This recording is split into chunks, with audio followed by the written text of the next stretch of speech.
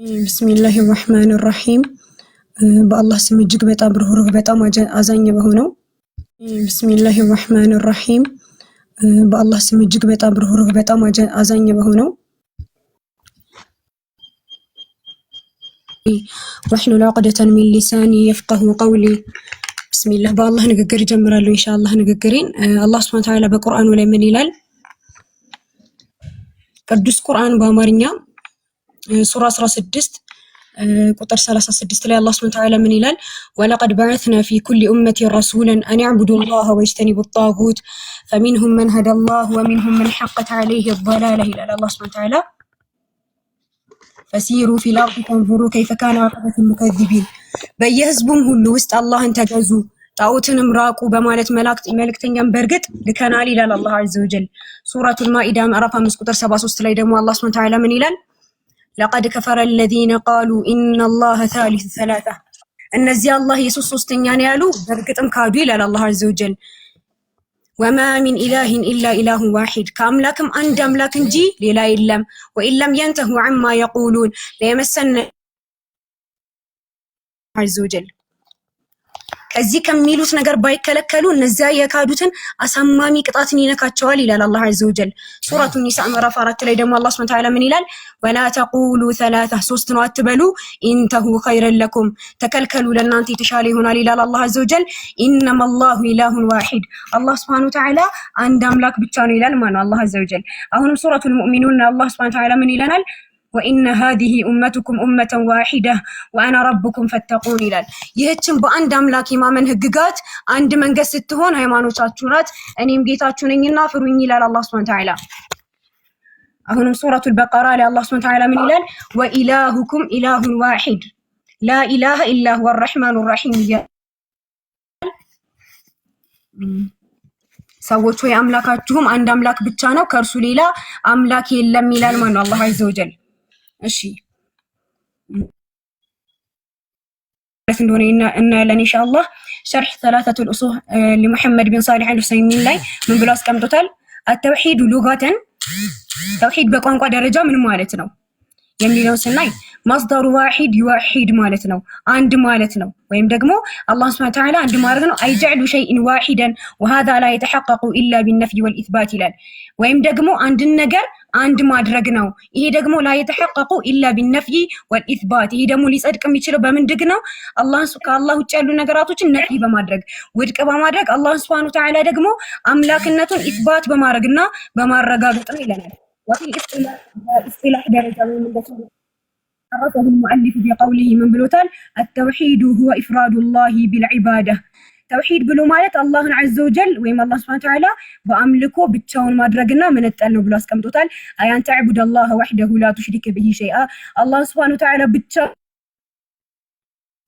تقرانو لا تشرك به نبيا ولا مرسلا نبي ميهون عندهم ملك تنيا بس ولا لا تقرانو ولا ملكا مقربا መልአክም ይሁን የቅርብ መልአክ እንኳን ቢሆን ከሱ ጋር ላታጋራ ነው።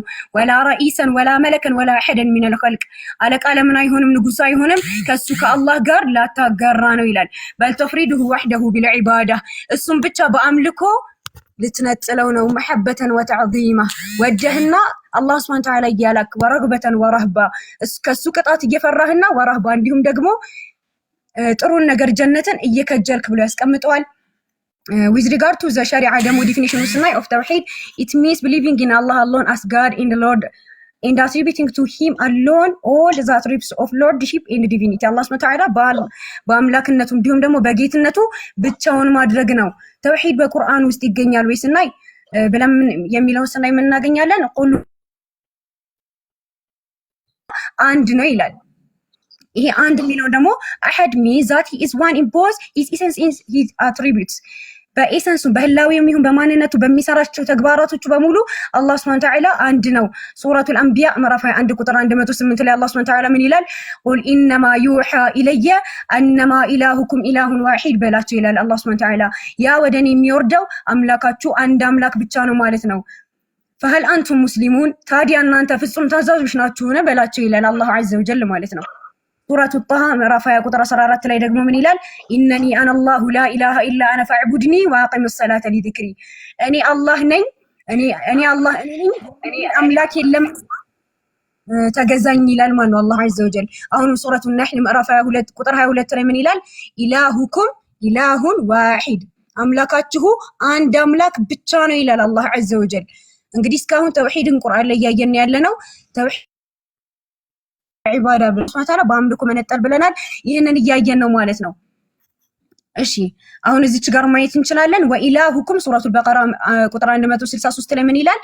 ወኢላሁኩም ኢላሁን ዋሂድ ላኢላሃ ኢላ ሁወ አርረሕማኑ ረሒም፣ አምላካችሁ አንድ አምላክ ብቻ ነው ከእርሱ በቀር ሌላ አምላክ የለም ይላል ማነው? አላህ ዐዘ ወጀል።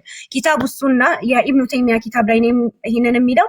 ላ ሸኽሰ ገይረ ሚነላሂ ተዓላ ይላል፣ ከአላህ ውጪ ሌላ ምንም አይነት ነገር የለም ይላል። ሸኽስ የሚለው ምንድነው ካልን ፐርሰን ማለት ነው፣ ማንነት ማለት ነው። ከአላህ ውጪ ሌላ የሚመለክ ማንነት የለም ማለት ነው። አሁንም መጅሙዕ አልፈታዋ ላይ ለሸይኽ ኢማም ኢብኑ ተይሚያ ላይ የምናገኛለን ወሁወ ሱብሓነሁ ወተዓላ ለይሰ ከሚስሊሂ ሸይኡን ፊ ዛቲህ፣ አላሁ ዐዘ ወጀል እሱን የሚመስል ነገር በህላዌው የለም፣ ወላ ፊ ሲፋቲህ በባህሪያቶቹ የለም፣ ወላ ፊ አፍዓሊህ በተግባራቶቹም ቢሆን አላህን ሱብሓነሁ ወተዓላ የሚመስለው ነገር የለም። ወሁወ አሐዱን ላ ቀሲመ ለሁ ፊ ዛቲህ፣ እሱ አንድ ነው የሚካፈለው ነገር የለም በዛቱ በዕደለህ ክፋይ ምንም ነገር የለውም። ለፍዙል ሙጅመል ላይ ነው ይሄ ያለው። የአላህ ሱብሓነሁ ወተዓላ ንግግር ምን ይላል? ፈኢነ አላህ ሱብሓነሁ አሐዱን ሰመድ፣ አላህ ሱብሓነሁ ወተዓላ አንድ ነው፣ የሁሉም መጠጊያ ነው። ለም የሊድ ወለም ይውለድ፣ አልወለደም አልተወለደም። ወለም የኩን ለሁ ኩፉወን አሐድ፣ ለሱ ምንም አጋር ቢጤ የለውም ይላል ማነው? አላህ ሱብሓነሁ ወተዓላ። እሺ ተውሂድን ይሄን ያክል ቁርአን ላይ ካየን ስላሴ ምንድነው ወደሚለው እንሄዳለን። ስላሴ ምንድነው ካልን የቃሉ ትርጓሜ አንደኛ ስላሴ ማለት ስሉስ ማለት ወይም ሶስት ከሚል ቃል የመጣ ሲሆን ሶስትነት ማለት ነው። አምላክ በስም በግብር በአካል ሶስት ሲሆን በህላዊ በኑባሪ በመለኮት አንድ ነው የሚለው ትምህርት ነው ስላሴ። በአጭሩ በአካል ሶስት በመለኮት ደግሞ አንድ ማለት ነው። የስላሴ ትምህርት በመጽሐፍ ቅዱስ ውስጥ አለ ወይ የሚለውን ስና ኢንሳይክሎፒዲያ ላይ የምናገኛለን። In the New Testament, we do not find the doctrine of the Trinity anything like its developed form. የትሪኒቲን ዶክትሪን ማግኘት አንችልም። የአዲስ ኪዳን ላይ ትሪኒቲ ወይም ቀምጦታል። በአዲስ ኪዳን ውስጥ አስተምሮ ስላሴን አንድን ቦታ ማግኘት አልቻልንም። ሌላው ይቅርና ስላሴ በጳውሎስና በዮሐንስ ትምህርት ውስጥ እንኳን አልነበረም ብሎ አስቀምጦታል ማለት ነው። ኖት ኢቨን ኢን ዘ ፓውሊያን ኤንድ ጆሃንያን ቴዎሎጂ ብሎ አስቀምጦታል ማለት ነው። አሁንም ሌላ ሂስቶሪ ኦፍ ትሪኒታሪያን ላይ ስናይ ምን ይላል? ኖ ቴዎሎጂያን ኢን ዘ ፈርስት 3 ክርስቲያን ሴንቸሪስ ዋዝ ትሪኒታሪያን ኢን ዘ ሴንስ ኦፍ ቢሊቪንግ ዛት ዘ ጋድ ኢዝ 3 ፐርሰናል ብሎ የሚያምኑ ምሁሮች አልነበሩም ብሎ አስቀምጧል ማለት ነው። ስላሴ የሚለው ቃልም ሆነ ዘኒው ኢንሳይክሎፒዲያ ላይ የምናገኛለን። ስላሴ የሚለው ቃልም ሆነ በግልጽ የተብራራ የስላሴ መሰረተ ትምህርት በአዲስ ኪዳን ውስጥ አይገኝም ብሎ አስቀምጧል ማለት ነው። እሺ አሁን ደግሞ የምናየው ምንድነው? ተውሂድን በመጽሐፍ ቅዱስ ውስጥ እናያለን ኢንሻአላህ። ተውሂድን በመጽሐፍ ቅዱስም በቁርአን ውስጥም ነው ተውሂድን የምናገኘው። ምን ይላል? ዮሐንስ ወንጌል ምዕራፍ 17 ቁጥር 3 ላይ ምን ይላል? ብቻህን እውነተኛ አምላክ ይሆን ካንተን ይህቺ ዓለም ህይወት ናት ይላል። እዚህ ጋር ብቻህን እውነተኛ አምላክ የተባለው ማን ነው ብለን ዘሆሊ አረማይክ ላይ ስናየው ምን ይላል? የአረማይኩ ትርጉም ላይ ዩ አሎን አር ዘአላህ ይላል። ዩ አሎን አር አላህ ዘአላህ፣ አንተ ብቻህን አምላክ ነህ የሚለው ምን ብሎታል? አላህ ብቻ እውነተኛ አምላክና አስቀምጦታል ማለት ነው። ዘዳግም ምዕራፍ 6 ቁጥር 4 ላይ ምን እናያለን? እስራኤል ሆይ ስማ አምላካችን እግዚአብሔር አንድ እግዚአብሔር ነው ብሎ አስቀምጦታል። አምላካችን እግዚአብሔር ስንት እግዚአብሔር ነው? አንድ እግዚአብሔር ነው ብሎ አስቀምጦታል። ተውሂድ ማለት አምላክን አንድ ማድረግ ነው። ሌላ ደግሞ ትንቢተ ኢሳይያስ ምዕራፍ 44 ቁጥር 24 ላይ ከማህፀን የሰራ የሚቤዥህ እግዚአብሔር እንዲህ ይላል፣ ሁሉን የፈጠርኩ ሰማያትን ለብቻ የዘረጋው ምድርን ያጸናው እግዚአብሔር እኔ ነኝ እያለ ይናገራል። እኔ የሚለው 1% ነው ሊያሳይ የሚችለው። እኔ ነኝ ከኔ ጋራ ማን ነበር እያለ ሌላ ማንነቶች ከእርሱ ጋር ከእግዚአብሔር ጋር ሌላ የፈጠሩ ማንነት ማለት ነው። ትንቢተ ዮኤል ምዕራፍ 2 ቁጥር 27 ላይ የምናገኛለን። እኔም በእስራኤል መካከል እንዳለው እኔም አምላካችሁ እግዚአብሔር እንደሆንኩ ከእኔም በቀር ሌላ አምላክ እንደሌለ ታውቃላችሁ ይላል። ሕዝቤም ለዘላለም አያፍርም እያለ ይናገራል ማለት ነው። አሁንም ሌላ ትንቢተ ሆሴዕ ምዕራፍ 13 ቁጥር 4 ላይ የምናገኛለን። እኔ ግን ከግብጽ ምድር ጀምሬ አምላክ እግዚአብሔር ነኝ፣ ከእኔም በቀር ሌላ አምላክ አታውቅም፣ ከእኔም በቀር ሌላ መድኃኒት የለም እያለ ይናገራል ማለት ነው። እኔ እያለ ነው እግዚአብሔር እየተናገረ ያለው። እሺ አሁንም ኦሪት ዘዳግም 32 39 ላይ የምናገኛለን። አሁንም እኔ ብቻዬን እንደሆንኩኝ ይላል፣ ከኔ በቀር አምላክ እንደሌለ እዩ።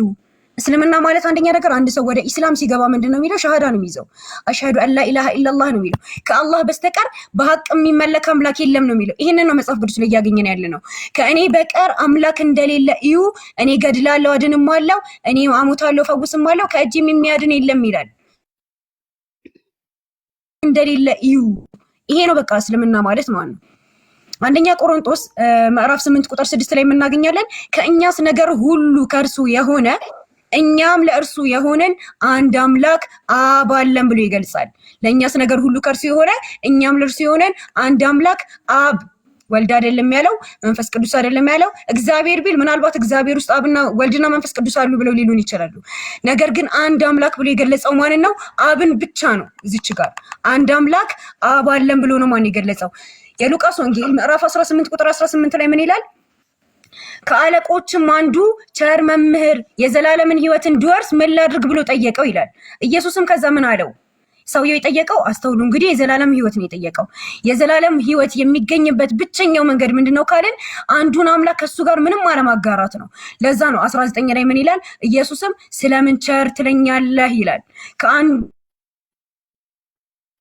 ምክንያቱም ኢየሱስን እንኳን ቅድም ብለናል፣ ተውሂድን ስንተረጉም ወላ ነብይ ሙርሰላ ብለናል።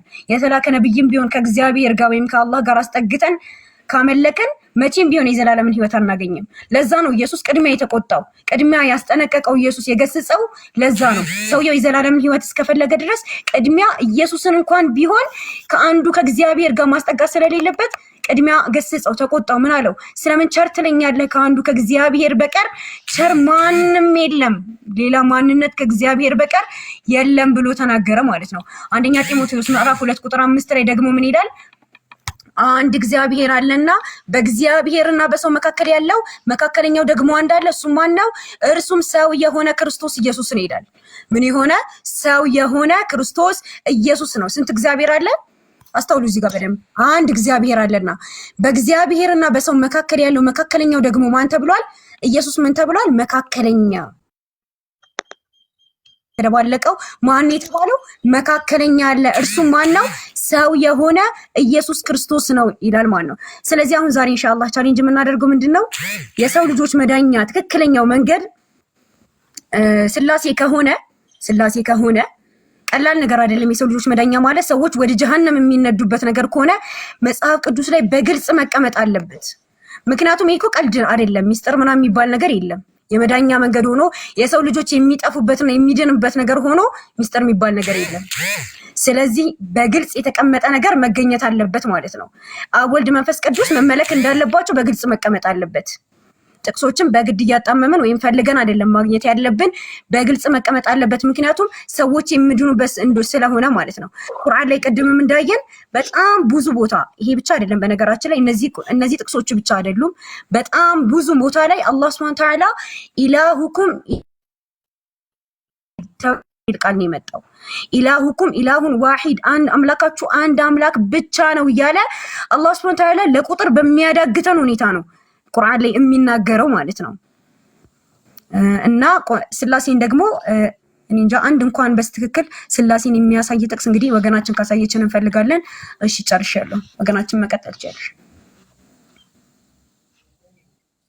እሺ በእርግጥ 2 ደቂቃ ይቀርሽ ነበር። ከ19 ነበረ የምጨርሽው ከለቀቅሽልኝ እንቀጥላለን ማለት ነው። ጨርሰሻል ሞገትሽን ይመስለኛል።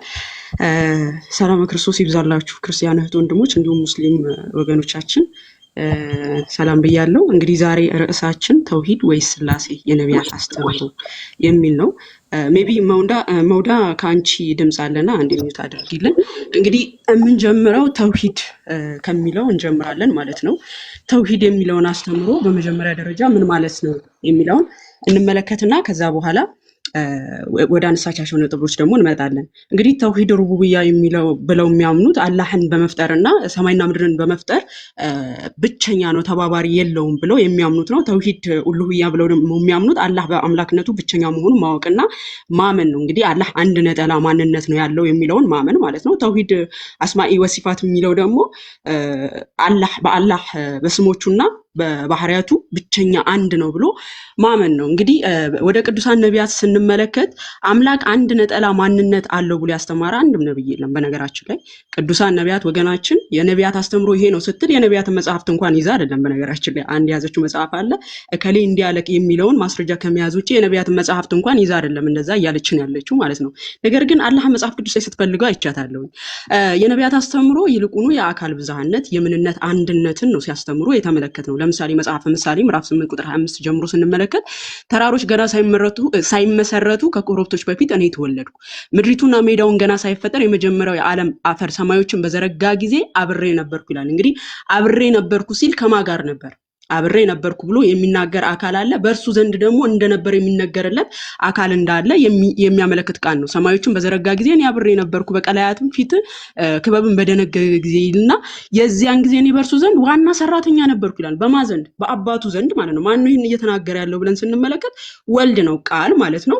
በአብ ዘንድ እንደነበረና በእርሱ ዘንድ ኢቭን ሰማዮችን በዘረጋ ጊዜ አብሮ እንደነበረ ሲናገር እንመለከታለን። ሶ የአካል ብዝሃነትን በዚህ እንመለከታለን ማለት ነው። በእሱ ዘንድ እንደነበረ ተናጋሪውን ደግሞ ስንመለከት አንድ ነጠላ ማንነት የሆነ ሳይሆን የአካል ብዝሃነት እንዳላቸው እንመለከታለን ማለት ነው። እንዲሁም ዘፍጥረት ምዕራፍ 19 ቁጥር 24 ላይ የነቢያት አስተምሮ ይሄ ነው ስትል ነበር። የነቢያት አስተምሮ ይሄ ነው ወገናችን። ሙሴ በዘፍጥረት ምዕራፍ 19 ቁጥር 24 ላይ እግዚአብሔር በሰዶምና በጎሞራ ላይ ከእግዚአብሔር ዘንድ ከሰማይ እሳትና ዲንን አዘነበ አለ። በደንብ አስተውይ። ሁለት አካላትን እግዚአብሔር ብሎ ሲጠራ እንመለከታለን። እግዚአብሔር በሰዶምና በጎሞራ ላይ ከእግዚአብሔር ዘንድ ከሰማይ እሳትና ዲን ምን አለ? አዘነበ። እግዚአብሔር ከማዘንድ ከእግዚአብሔር ዘንድ። እዚህ ጋር የምንመለከተው ምንድነው? ሁለት አካላት እግዚአብሔር እንደተባሉ እንመለከታለን ማለት ነው። ስለዚህ የነቢያት አስተምሮ የአካል ብዝሃነትን ማስተማር ነው ማለት ነው። አንድ ነጠላ ማንነት አለው ብሎ ያስተማረ አንድም ነብይ የለም። ያነሳቻቸውን ጥቅሶች በኋላ ላይ እንመጣለን ሙግት ማፍረስ ላይ ማለት ነው። እንዲሁም ኦሪት ዘፍጥረት ምዕራፍ 48 ቁጥር 10 ጀምሮ እንግዲህ እዚህ ጋር እየተናገረ ያለው ወልድ ክርስቶስ ኢየሱስ ነው። ስለ እኔ ስለ ራሴ አደርገዋለሁ ስሜ ተነቅፏልና ክብሬንም ለሌላ አልሰጥም እያለ ያዕቆብ የጠራሁም እስራኤሎች ስማኝ እኔ ነኝ እኔም ፊተኛ ነኝ እኔም ኋለኛ ነኝ ይልና ቁጥር 16 ላይ ወደ እኔም ቅረቡ ይህንንም ስሙ እኔ ከጥንት ጀምሮ በስውር አልተናገርኩም ከሆነበት ዘመን ጀምሮ እኔ በዚያ ነበርኩ አሁንም ይላል ጌታ እግዚአብሔርና አሁንም ጌታ እግዚአብሔር እና ብሎ ጌታ እግዚአብሔር የተባለ አካል አለ እና ተብሎ ደግሞ ሁለተኛ አካል ይጠራል መንፈሱ ከዛስ ልኮኛል በማለት ሲናገር እንመለከታለን። ሁለት አካል ላኪ እንደሆኑና ልኮኛል ብሎ የሚናገር ደግሞ አካል እንዳለ ሶስተኛው አካል እንመለከታለን ማለት ነው። ይሄ ደግሞ ማን ነው የሚናገረው? ይሄው ቁጥር 12 ላይ እኔ ፊተኛ ነኝ እኔ ኋለኛ ነኝ እያለ የሚናገረው አካል ነው፣ ወልድ ነው ማለት ነው። እንግዲህ በቁርአን ላይ ስንመለከት አላህ አንድ ነው የሚልን አስተምሮ ሲናገሩ እንመለከታለን።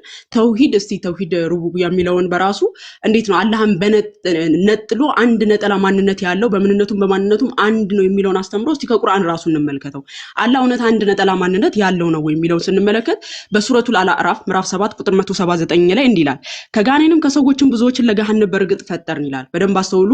ከጋኔንም ከሰዎችም ብዙዎችን ለምን ፈጠርን? ለገሃነም ፈጠርኩ አይደለም የሚለው። ቅድም ስትናገር የሆነ ቃል ተናግራ ነበር። እኔ የሚል ካለ አንድ ነጠላ ማንነት ያለው ነው ብላለች። ትክክል። እኔ የሚል ካለ ብለሻል። ግን ወደ ስላሴ ስትመጪ እሱ ከምን አንፃር እንደሆነ አስረዳሻለሁኝ። እኔ የሚል ካለ አንድ ነጠላ ማንነት ያለው አካል ነው ስላለች እኛ የሚልስ ከሆነ ከተባለ ብዝሃነት ያለው አካል ነው ማለት ነው። አላህን ስንመለከት ደግሞ ፈጠርኩ ሳይሆን እያለ ያለው ፈጠርን በማለት ከሱ ጋር ሌላ አካል እንዳለና ብዝሃነትን የሚያመለክት ቃላትን ሲናገር እንመለከታለን። እንዲሁም በሱረቱል ሐጂር ምዕራፍ 15 ቁጥር 9 ላይ እኛ ቁርአንን እኛው አወረን ነው። እኛው ብሎ የሚናገረው ማን ነው? አንድ ነጠላ ማንነት ያለው ነው። እኛ የሚለው ኃይለ ቃል ብዝሃነት ካለ ነው የምንጠቀመው ቃል እንጂ አንድ ነጠላ የሆነ አካል ሊጠቀመው አይችልም። እኛው ቁርአንን አወረን ነው እኛም ለእርሱ ጠባቂዎቹ ነን አለ። ጠባቂው ነኝ ሳይሆን ጠባቂዎቹ ነን። ምናልባት ይህንን ሙግስና ነሳ ምን አይነት መልስ ሊመልሱ ይችላሉ? አይ በአረብኛ ስናግባብ እኮ ምንድነው ራስን ለማላቅ አንድ ንጉስ ራሱን እንደሚያከብረው ለማክበር ነው አላህ ትልቅነቱን ለማሳየት ነው የሚል አይነት ሐሳብ ሲያነሱ ተሰማቸዋላችሁ። እንግዲህ ሙሐመድ አረብኛ ቋንቋን ይዞ አልመጣም። ከሙሐመድ በፊትም አረብኛ ቋንቋ አለ።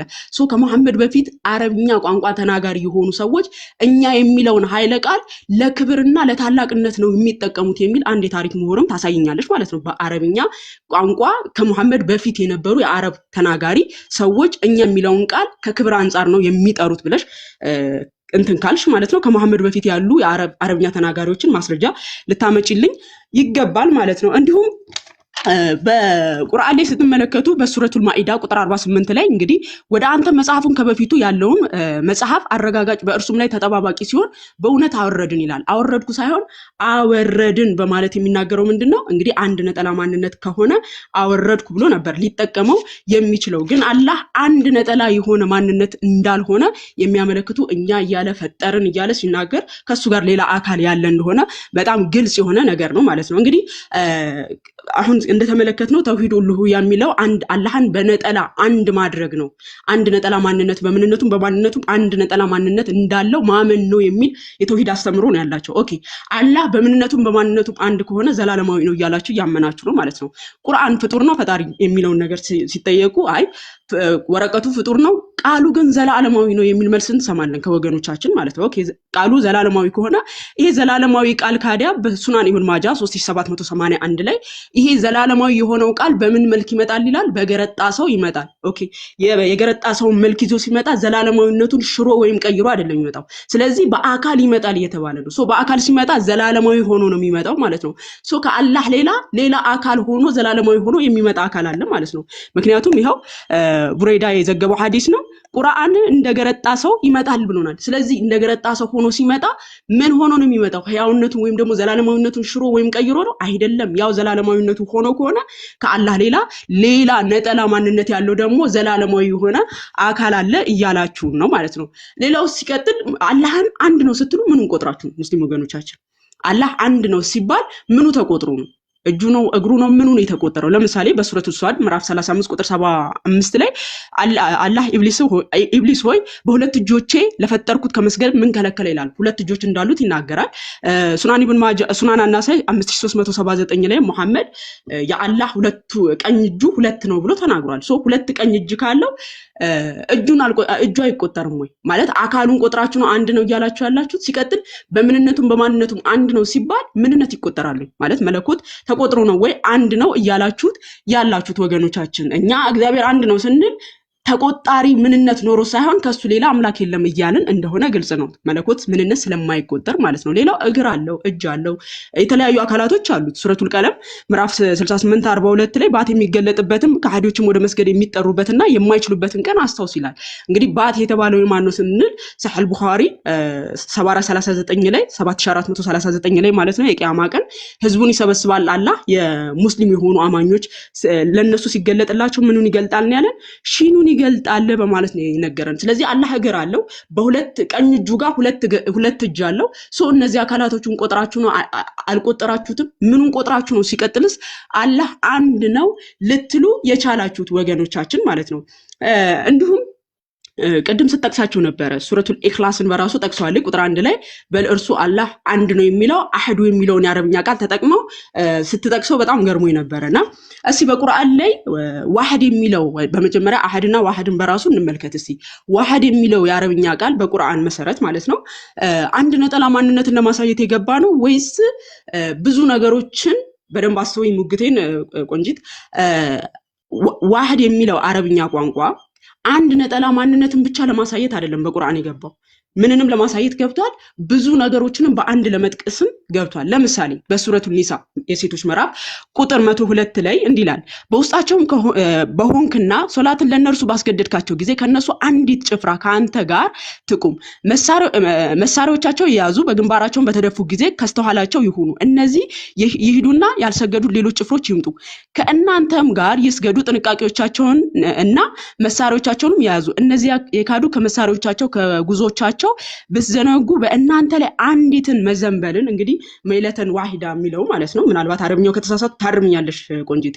መይለተን ዋሂዳ ተብሎ የተጠቀሰው እንግዲህ ሐሳቡ ምንድነው? እነዚህ ጭፍራ ከተግባራቸው አንፃር አንድ ተብሏል። ምክንያቱ ሲባል ነብዩ መጠበቅ ስለነበረ አንድነትን ያገኙት ሶ በስራቸው አንድ ተብሏል እንጂ አንድ ነጠላ ማንነት ስላላቸው አይደለም አንድ የተባሉት። ላሳይሽ የፈለኩት ፖይንት ምንድነው? ዋህድ የሚለው የአረብኛ ቃል አንድ ነጠላ ማንነትን ብቻ ለማሳየት ሳይሆን ቁርአን ላይ የገባው አላህ አንድ ነው የሚል አብዛኛው ጊዜ መፈክራችሁ ስለሆነ አንድ ነጠላ ማንነትን ብቻ ለማሳየት ሳይሆን የገባው ብዙ ነገሮችን ብዙ አካላቶችን በአንድ ለመጠቅለልም የገባ የአረብኛ ቃል ነው ማለት ነው። እንዲሁም በሱረቱል በቀራ ኢላሚቷ ምዕራፍ ማለት ነው ቁጥር 213ኛው ቁጥር 213ኛው አያ ላይ እንዲላል ሰዎች ሁሉ አንድ ህዝብ ነበሩ ተለያዩ አላህም ነቢያትን አብሳሪዎችና አስፈራሪዎች አድርጎ ላከ ይላል። አሁን እዚህ ጋር ሐሳቡ ምንድነው? ሰዎች ሁሉ አንድ ህዝብ ነበሩ ሲል አንድነታቸውን ለመግለጽ የተጠቀመው ቃል ዋሂደተን የሚለው ነው። ሶ እነሱን አንድ አድርጎ ለመግለጽ ነው ዋሂደተን የሚለውን የአረብኛ ቃል የተጠቀመው እንጂ እነሱ አንድ ነጠላ ማንነት ስላላቸው አይደለም። ብዙ ነገሮችን በአንድነት ለመጥቀስ ምንን ተጠቅሟል? ዋሂደ የሚለውን የአረብኛ ቃል ሲጠቀም እንመለከታለን ማለት ነው። ኡመተን ዋሂደተን የሚለውን ማለት ነው። ሶ ይሄ ዋሂድ የሚለው የአረብኛ ቃል አንድ ነጠላ ማንነትን ብቻ ለማሳየት የገባ አይደለም ማለት ነው። እንዲሁም በሱረቱል በቀራ አሃድ የሚለውን የአረብኛ ቃልም አብዛኛው ጊዜ ሲጠቅሱት እንመለከታለን። አሃድ የሚለው አንድ ነጠላ ማንነትን ለማሳየት ነው ብለው ሲጠቅሱት እህታችንም ቅድም ስትጠቅሰው የነበረው ይሄንን ነበር። ባይዘው ሱረቱል ኢክላስ ላይ ያለው ማለት ነው አይደለም። አሃድ የሚለው የአረብኛ ቃል ብቸኛ ነጠላ የሆነ ነገር ለማሳየት ሳይሆን ከብዙ ጀማዓ ካሉ ከነዛ ጀማዓዎች ውስጥ ነጥሎ አንዱ ነው ለማለት የምንጠቀመው የአረብኛ ቃል ነው፣ እንደ ቁርአኑ አገባብ ማለት ነው። ለምሳሌ በሱረቱል በቀራ 285ኛው አያ ላይ እንዲላል መልእክተኛም ከጌታ ወደ እርሱ በተወረደው አመነ፣ ምእመናኖቹም እንደዚሁ ሁሉም በአላህ በመላእክቱም በመጽሐፍቱም በመልእክተኞቹ ብሎ ደግሞ በአንድም መካከል አንለይም ይላል። አሁን እዚህ ጋር ሐሳቡ ምንድነው? በአንድም መካከል አንለይም ሲል ያ ማለት ምንድነው? ከተወረዱት ወይም ደግሞ ከተወረዱት መጽሐፍና ከተላኩት ነቢያት ውስጥ አንዱንም አንለይም እያለ ነው። አንዱንም የሚለውን ቃል ምን ብሎ ነው የተጠቀመው ከተባለ በይነ አህዲን የሚለውን የአረብኛ ቃል የተጠቀመው እንጂ አንድ ነጠላ ማንነትን ለማሳየት የገባ ቃል አይደለም። አሃድ የሚለው የአረብኛ ቃል በደንብ አስተውይ እህት፣ አሃድ የሚለው ቃል አንድ ነጠላ ማንነትን ለማሳየት የገባ ሳይሆን ከብዙ ጀማዓዎች ውስጥ አንዱን ነጥሎ ለማሳየት የገባ ቃል ነው። ለምሳሌ በሱረቱል ኒሳ ቁጥር 43 ላይ ሱረቱል የሴቶች ምዕራፍ ማለት ነው ቁጥር 43 ላይ እናንተ ያመናችሁ ሆይ እናንተ የሰከራችሁ ሆናችሁ የምትሉትን ነገር እስከምታውቁ የረከሳችሁ ስትሆኑ መንገድን አላፊዎች ካልሆናችሁ በስተቀር አካላችሁን እስከምትታጠቡ ድረስ ስግደትን አትቅረቡ። በሽተኞች ወይም በጉዞ ላይ ብትሆኑ ወይንም ከእናንተ አንዱ ከአይነ ምድር ቢመጣ ኦኬ አንዱ ከአይነ ምድር ቢመጣ አህዱ ሚንኩ የሚለው ማለት ነው። ሚንኩም የሚለው ቃል ከእናንተ አንዱ ሲል ከአይነ ምድር ቢመጣ ሲል ምንድነው? ከእናንተ ከአማኞች ውስጥ አንዱ እያለ ነው። ነጥሎ ከአማኞች ውስጥ አንዱ የሚለውን ቃል ሲጠቅሰው የምንመለከተው እንጂ አንድ ነጠላ ማንነት እያለ እየለየ አይደለም። ከብዙ ጀማዓዎች ውስጥ አንዱን ለመነጠል የሚጠቀመው ቃል ነው ማለት ነው። ሱረቱል ኢክላስ ላይ ቁጥር 1 ላይ እርሱ አላህ አንድ ነው የሚለውን አሃድ የሚለው የአረብኛ ቃል የተጠቀመው። አሃድ የሚለው ከምን አንፃር እየገባ ነው ብዬሻለሁ። አሁን ከብዙ ነገሮች አንዱን ነጥሎ ለማሳየት የምንጠቀምበት። ለምሳሌ ገስት ላይ ብዙ ሰዎች ልንቀመጥ እንችላለን። ማማይን ነጥለሽ ከነዛ ከጀማዓዎች ውስጥ ማማይን ለይተሽ ለመጠቀም ስትሞክሪ እኔን በዛ ቃል ትጠቀምኛለሽ። አህዱ የሚለውን ከብዙ ጀማዓዎች ውስጥ ለይተሽ ለማሳየት ማለት ነው። ስለዚህ አላህ አንድ ነው፣ አላህ አህዱ ምናምን የሚሉ የአረብኛ ቃሎች አንድ ነጠላ ማንነቱን ለማሳየት የገቡ ሳይሆኑ ምንድናቸው? እንትን ለማለት ብቸኛ ነጠላ የሆነ ማንነቱን ለማሳየት ሳይሆን የገባው ለምንድነው? ከብዙ ነገሮች አንዱን ነጥሎ ለማሳየት። ዋሂድ የሚለውም ቅድም እንዳልኩሽ የገባበት በቁርአኑ ላይ የገባው እንትን ብዙ ነገሮችን በአንድ ለመግለጽ እንጂ አንድ ነጠላ ማንነትን ብቻ ለማሳየት ይገባ አይደለም ማለት ነው። ስለዚህ አብዛኛው ጊዜ በቁርአን ላይ አላህ አንድ ነው የሚሉትን የቁርአን አያዎች ስንመለከታቸው አሃድ የሚለውን ቃል ነው ሲጠቀም እንመለከተው። በዛ መሰረት ደግሞ አላህ ከብዙ ነገሮች እየተለየ አንዱ እየተባለ ነው። በሱ ዘንድ ሌሎች አካሎች እንዳሉና ከዛ ደግሞ ከነሱ ውስጥ ተለይቶ እየተነገረለት እንደሆነ ግልጽ ነው። ስላሴ በመጽሐፍ ቅዱስ እንግዲህ በጣም ፍንትው ባለ ቅድም ስታመጣቸው የነበረችው ሲጀመር ክርስቲያኑ ምን ይሁኑ እንኳን የማይታወቁ ስላሴ ዶክትሪን መጽሐፍ ቅዱስ ላይ ሐሳቡ የለም የሚባል ነገር የለም። ይሄ በአባቶቻችን እሙን የሆነ ትምህርት ነው። በመጽሐፍ ቅዱስን ግልጽ የሆነ ትምህርት ነው። እንግዲህ አምላካችን እግዚአብሔር ኦሪት ዘፍጥረት ምዕራፍ 1 ቁጥር 26 ላይም ሲናገር እግዚአብሔር ማለት ሰውን በመልካችን እንደ ምሳሌያችን እንፍጠር፣ የባህር ዓሣዎችን፣ የሰማይ ወፎችን፣ እንስሳትን፣ ምድርን ሁሉ በምድር ላይ የሚንቀሳቀሱት ሁሉ ይግዙ ይላል። እንግዲህ እግዚአብሔር አምላክ እንፍጠር በማለት የሚናገረው ማን ነው? ይሄ መጽሐፈ ቀሌምንጦስ ምዕራፍ 1 ቁጥር 33 ላይም እግዚአብሔር አብና ወልድን እንፍጠር አላቸው ብሎ ያስቀምጠዋል ማለት ነው። ስለዚህ አብና ወልድ አብረው ስላሉ ነው እንፍጠር የሚለውን ቃል የሚጠቀመው ማለት ነው። እንዲሁም ኦሪት ዘፍጥረት ምዕራፍ 11 ቁጥር 7 ላይ ኑ እንውረድ አንዱ የአንዱን ነገር እንዳይሰማ ቋንቋቸውን በዚያ እንደባልቀው ይላል። ኑ እንውረድ ተብለው የተጠሩ አካሎች አሉ። ኑ የሚለው አካል ደግሞ ሌላ አካል አለ። ብዝሃነትን ነው ነቢያት ሁሉ የሰበኩን ማለት ነው። እንዲሁም ኦሪት ዘፍጥረት ምዕራፍ 3 ቁጥር 22 ላይ እግዚአብሔር አምላክም አለ እንሆ አዳም መልካሙና ክፉን ለማወቅ ከእኛ እንደ አንዱ ሆነ ይላል። ከእኛ ብሎ ከእኔ ሳይሆን ከእኛ በማለት ብዝሃነቱን ሲያሳየን ነው የምንመለከተው እግዚአብሔር አምላክ። በግልጽ ግን ስላሴ በልጁ በኩል የተገለጠልን ነው። ማለትም ነቢያትም አስተምሮታል።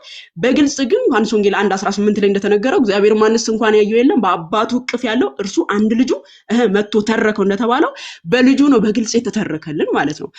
በነቢያትም አስተምሮ ግልጽ የሆነ ነው። ቅድም እንዳልኩት ኦሪት ዘፍጥረት ምዕራፍ 19 ቁጥር 24 ላይ እግዚአብሔርም በሰዶምና በገሞራ ላይ ከእግዚአብሔር ዘንድ ምን አለ?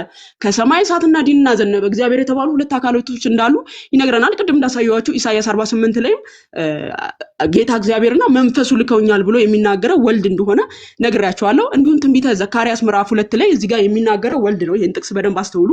እዚህ ጋር የሚናገረው ወልድ ምን ይላል? አንቺ ባቢሎን ሴት ልጅ ጋር የምትኖሪ ጽዮን ሆይ ኮብሊ የሰራዊት ጌታ እግዚአብሔር ይቅርታ ሰዓት ሻልቋል።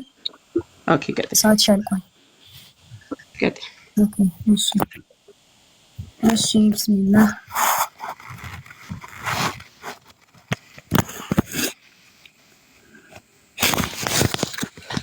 እሺ ቢስሚላህ الرحمن الرحيم አሁን ወገናችን ኢንሻአላህ እስኪ እኔ ጠየቁት አሁንም ስላሴ የመዳኛ መንገድ እስከሆነ ድረስ በግልጽ መቀመጥ አለበት ብዬ ነበር። ነገር ግን ግልጽ መቀመጥ የተቀመጠ ነገር ማግኘት ስላልቻሉ ብዙ ጊዜ አንዳንድ ነገራቶችን እያጣመሙ በግድ ስላሴን ለመስራት እንደሚሞክሩ የታወቀ ነው።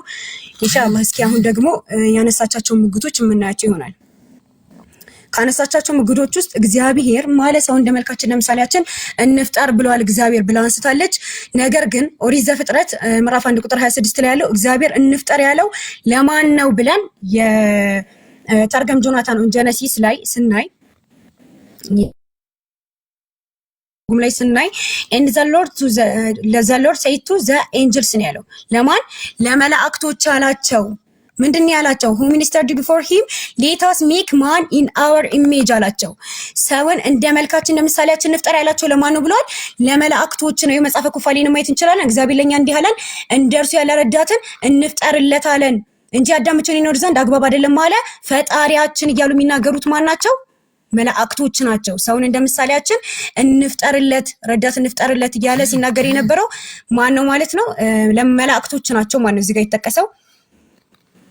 ሌላ ደግሞ ምን የሚል ሐሳብ አንስታለች? መጽሐፈ ቀለሜንጦስ ላይ እንፍጠር ያለው አብ ወልድና መንፈስ ቅዱስ ነው ተብሎ ተነግሯል ብላለች። ነገር ግን ልብ ብላችሁ እዩ፣ እዚህ ጋር አብ ወልድ መንፈስ ቅዱስ አለ። ነገር ግን የእንግሊዝኛውን ሄደን ስናይ ምን ይላል? for this book God let us make humankind in our image and likeness and God created humankind male and female he created them ይላል። እዚህ ችግር የለም። ልብ አላችሁ አይደል? የጨመሩት ነው ማለት ነው። ራሳቸው የጨመሩት ነገር ነው። ሌላ ደግሞ ምን አስታለች? ከእኛ አንዳንዱ ብላለች። ከእኛ አንዳንዱ ሲል እኛ ሲል መላእክቶችን ጨምሮ ነው ብላለች። ነገር ግን አይደለም። እኛ ሲል አብ ወልድ መንፈስ ቅዱስ ብላለች። ነገር ግን መላእክቶችን መልካምና ክፉን ከማወቅ አንፃር የተባለው ለዛ ነው። ያው ምን ይላል? እግዚአብሔር አምላክ አለ እነሆ አዳም መልካምና ክፉን ለማወቅ ከእኛ እንደ አንዱ ሆነ ይላል። መልካምና ክፉን ከማወቅ አንፃር ሲባል ምን ማለት ነው ካለ መጽሐፈ ሳሙኤል ቀዳማዊ 17:36 ላይ እኔ ባሪያ አንበሳና ድብ ገደልኩ፣ ይሄም ያልተገረዘው ፍልስጤማዊ ከነርሱ እንደ አንዱ ይሆናል ይላል።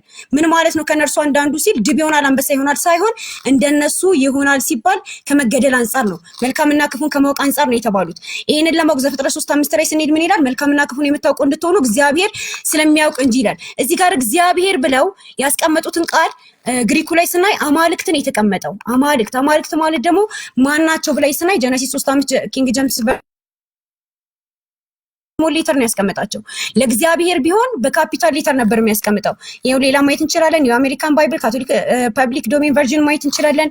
እንዲሁም ደግሞ ግሪኩን ማየት እንችላለን። ቴኦኢ ብሎ ነው ያስቀመጠው። ቴኦኢ ማለት ኤሎሂም ማለት ነው። ማናቸው? ዘ ኤንጀልስ መላእክቶች ናቸው። መዝሙረ ዳዊት ላይ ይሄው ምን ተብለዋል? ኤሎሂም ተብለዋል ማለት ነው። ኤሎሂም እየተባለ ይጠቀሳል። ከመላእክት እጅግ ጥቂት አሳነስከው ለሚለው እንደ የገባው ኤሎሂም እየተባለ ነው የገባው ማለት ነው። ሌላ ደግሞ ስላሴን ያሳይልኛል ካለችው አንዱ ኑ እንውረድ ነው። ኑ እንውረድ ያለው ለማን ነው ካለን ይሄው መጽሐፈ ኩፋሌ ራስሽ መጽሐፍ ላይ አምላካችን እግዚአብሔር እኛን እንዲህ አለን፣ እነሆ አንድ ቋንቋ የሆነ ህዝብ ግንብ ይሰራ ጀመር፣ አሁንም እነርሱ ፈጽመን እናጥፋ፣ ኑ እንውረድ አለ። ማን? አምላካችን እያሉ የሚናገሩት መላእክቶች ናቸው። ተርገም ጆናታን ኦን ጀነሲስ ላይ ምን ተቀምጧል? ኢን ዘ ሎርድ ሴድ ዘ 70 አንጀልስ ነው ያለው።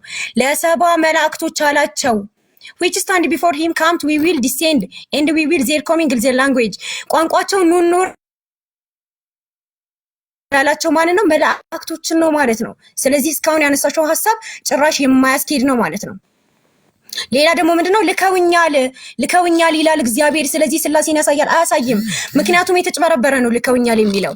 ይሄው ዕብራይስጡን ማየት እንችላለን። የሚለው ምንድነው ሸላሃኒ ነው የሚለው። ሸላሃኒ ማለት ምን ማለት ነው? have sent me ነው። have sent me ማለት ደግሞ ልኮኛል ነው። እዚህ ጋር ምን ያለ ነው ማለት ነው? የተጨበረበረ ነው። ልኮኛል እያለ ያለው ማን ነው? ኢሳይያስ ነው። ይሄው ራሺ የአይሁድ ሊቅ የሆነው ራሺ ምን ብሏል? the first part of the verse was said by God and the second part by the prophet ብሏል። ሁለተኛው በማን የተናገረው? ለነብዩ ነው የተናገረው፣ ነብዩ ነው የተናገረው ብሎ በግልጽ አስቀምጧል ማለት ነው። ስለዚህ እስካሁን ያነሳሻቸው ሙግቶች ማያስኬዱ ናቸው ማለት ነው። ሌላ ደግሞ ቁርአን ላይ ምን አንስታለች? አላህ Subhanahu Wa Ta'ala እኛ እያለ ይጠቅሳል። እኛ እያለ ስለሚናገር ስላሴን ያሳያል ብላ ተናግራለች። ነገር ግን አያስኬድም። ግነትን ለመጠቀም ቁርአን ላይ ይውላል። ይሄው እዚች ጋር ስንመለከት ምን ይላል? ወወሪተ ሱለይማን ወረሰ ዓለም የወቃለ ያ አዩሃ الناس علمنا منطق الطير وأوتينا من كل شيء ሰዎች ሆይ የበራሪን ንግግር የወፍን ቋንቋ ተስተማርን ይላል። ማን ነው የሚለው? አንድ ሰው እኮ ነው። ማን ነው? ነብዩላህ ሱለይማን አንድ ሰው ነው። ነገር ግን ምን ይላል? ተስተማርን ይላል። ከነገሩ ሁሉ ተሰጠን እያለ ያወራል። የእርሱ በእርግጥ ግልጽ የሆነ ችሮታ ነው ይላል። ስለዚህ አላህ Subhanahu Wa Ta'ala ቁርአን ላይ እንደዚህ የሚናገረው ግነትን ለማሳየት ነው። አብ ወልድ መንፈስ ቅዱስ ነው የምትይኝ ከሆነ ደግሞ አላህ Subhanahu Wa Ta'ala ምን ይላል? እኛ ኢየሱስን ፈጠር ነው ይላል። እኛ ምን አልነው? ኢየሱስን ፈጠር ነው። በመንፈስ ቅዱስ አበረታ ነው። እኛ ከሚለው ቃል መንፈስ ቅዱስና ኢየሱስ ድብን ብለው ወጡ ማለት ነው። ስላሴን አያሲዝም። አሁን ያነሳሽው ሙግት። ሌላ ደግሞ ምን ብላለች? ቁርአን በሰው ምስል ይመጣል፣ ቁርአን በሰው ምስል ይመጣል ብላ አንድ አርጊመንት አንስታለች። እሺ ቁርአን በሰው ምስል ይመጣል የሚል ነገር አንስታለች። አንደኛ ነገር ሐዲሱን ካለ መረዳት ነው። ይሄው የቁርአን ምንዳ አንድ ሰው ቁርአንን በመቅራቱ የሚያገኘው ምንዳ ምን ይሆናል? ላይክ ፔልሜን የተባለው ከረጁል ሻሂብ ልክ እንደተጎሳቆለ ሰው ሆኖ ይመጣል የተባለው እንጂ ሰው ስጋ ለብሶ ይመጣል አልተባለም። ቁርአን ለምሳሌ አሁን እንደ ኢስላም ካየሽ فمن يعمل مثقال ذرة خيرا يره ይላል። መልካምን የሰራ ሰው የአኺራ ቀን ያየዋል። የብናኝ ክብደት ያክል መልካም ስራ የሰራ ሰው ያገኘዋል ይላል። خيرا يره ያገኘዋል ማለት ሰው ሆኖ ወይ ደግሞ ስጋ ይለብሳል ያ ኸይር ስራ ማለት አይደለም። እንደ ኢስላም ቀብር ውስጥ ራሱ አንድ ሰው የሰገደው ሰላት በሰው ምስል ይመጣል ይባላል። ይሄ ማለት ምን ማለት ነው? እንደ ሰው ነው እንጂ የምር ስጋ ይለብሳል ለማለት አይደለም የመጣው ማለት ነው። ሌላ ደግሞ ምን ብላለች? አላህ Subhanahu Wa Ta'ala እጅ አለው እግር አለው ምናምን አይነት ነገራቶችን ስታነሳ ነበረ። እጅ አለው አላህ Subhanahu Wa Ta'ala ሁለት ቀኝ እጆች አሉት። አዎ አላህ Subhanahu Wa Ta'ala ሁለት ቀኝ እጆች እኩል ማለት አይደለም። አላህ Subhanahu Wa Ta'ala ግራ የሚባል ድክመት ያለበት እጅ የለውም ነው። ግራ ተብሎ ሊጠራ የሚችል ድክመት ሊሰጠው አይችልም ነው። ኢንሻአላህ የቀሩትን በኋላ የምናነሳቸው ይሆናል። አብሻለሁ። እሺ ኦኬ የመጀመሪያው ኦሪት ዘፍጥረት ምዕራፍ 11 ቁጥር 7 ላይ ኑ እንውረድ ብሎ የተናገረው መላእክት ነው ላለችው ኩፋሌ ላይ ያገኘሽው 10 13 ላይ በመጀመሪያ ደረጃ ኩፋሌ ከዘፍጥረት የተከፈለ እንደሆነ ታውቂያለሽ ብዬ አስባለሁ። ያው አንብታ ትርጓሜያችንን መመልከት ትችያለሽ። ኩፋሌ የምን የተከፈለ ነው? ከኦሪት የተከፈለ ነው ብሎ የኦሪቱን እየደገመ የሚናገር ነው። ሲጀመር መጽሐፈ ኩፋሌ የሰሙት መጽሐፈ ቀለሜንጦስ ምዕራፍ 1 ቁጥር 33 ላይ እንዳልኩሽ መጽሐፈ ቀለሜንጦስ ላይ አብና ወልድ ነው። ነገር ግን መላእክት እንደሰሙ እዚሁ አንድምታ ትርጓሜው ላይ በነገራችን ማሳየት ይቻላል። መላእክት እንደሰሙ እንጂ እነሱ እንፍጠር የተባሉት ወይም ደግሞ ኑ እንሂድ የተባሉት እነሱ አይደሉም፣ እንደሰሙ የሚያሳይ ነው ማለት ነው። ሌላው እንግዲህ በብሉይ ኪዳን ስላሴ የሚባል የለም ብላለች። ተውሂድ ሲጀመር ቁርአናዊ እንዳልሆነ በግልጽ አይተናል። ምክንያቱም አላህ አንድ ነው የሚል ነጠላ ማንነቱን የሚያሳይ አንድም ጥቅስ አልተመለከትንም። ለምን ከተባለ ስለሌለ ስለሌለ አንድም ጥቅስ ልንመለከት አልቻልንም። ራሳቸው አላህን ወደ አንድነት ማምጣት አለብን ብለው ራሳቸው ከፋፍለው ያመጡት እንጂ አላህ በነጠላ ማንነቱ በምንነቱም በማንነቱም አንድ ነው የሚል ጥቅስ እንደውም የለም። እንደምታዩት ማለት ነው። አሐድ የሚለው ከምን አንፃር የገባ ነው ብያችኋለሁ። ዋሐድ የሚለው ከምን አንፃር የገባ ነው ብያችኋለሁ። አንድ ነጠላ ማንነትን ለማሳየት የገባ አይደለም፣ ለአላህም ሲሆን ማለት ነው። እንግዲህ አሁን ማሳያችሁ ምንድነው ከብሉይ ኪዳን ራሱ ሳንወጣ የመንፈስ ቅዱስን አምላክነት የወልድን አምላክነት የአብን አምላክነት ራሳቸው ያምናሉ።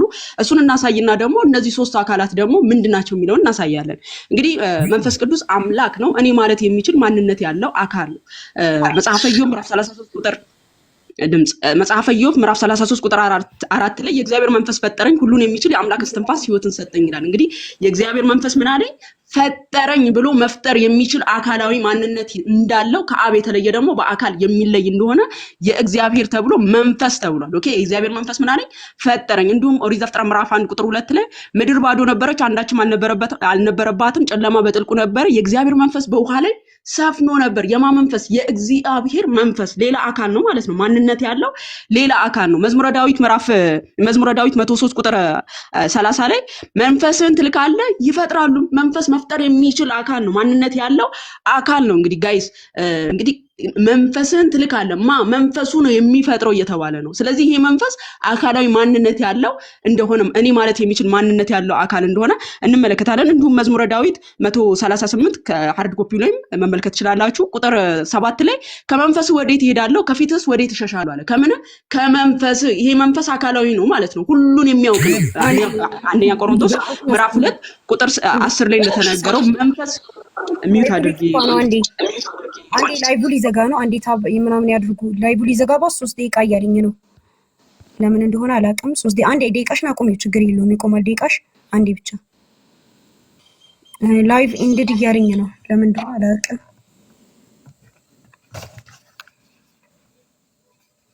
አንቺ ጋር እያለሽ ነው? አይ የለም ይሰራል። እኔ ጋር ኢንድድ እያለ ነው። እንግዲህ እስኪ እሺ በቃ ቀጥይና ከዘጋም ድጋሚ ከፍተዋለን። ኦኬ ምናልባት ሪፖርት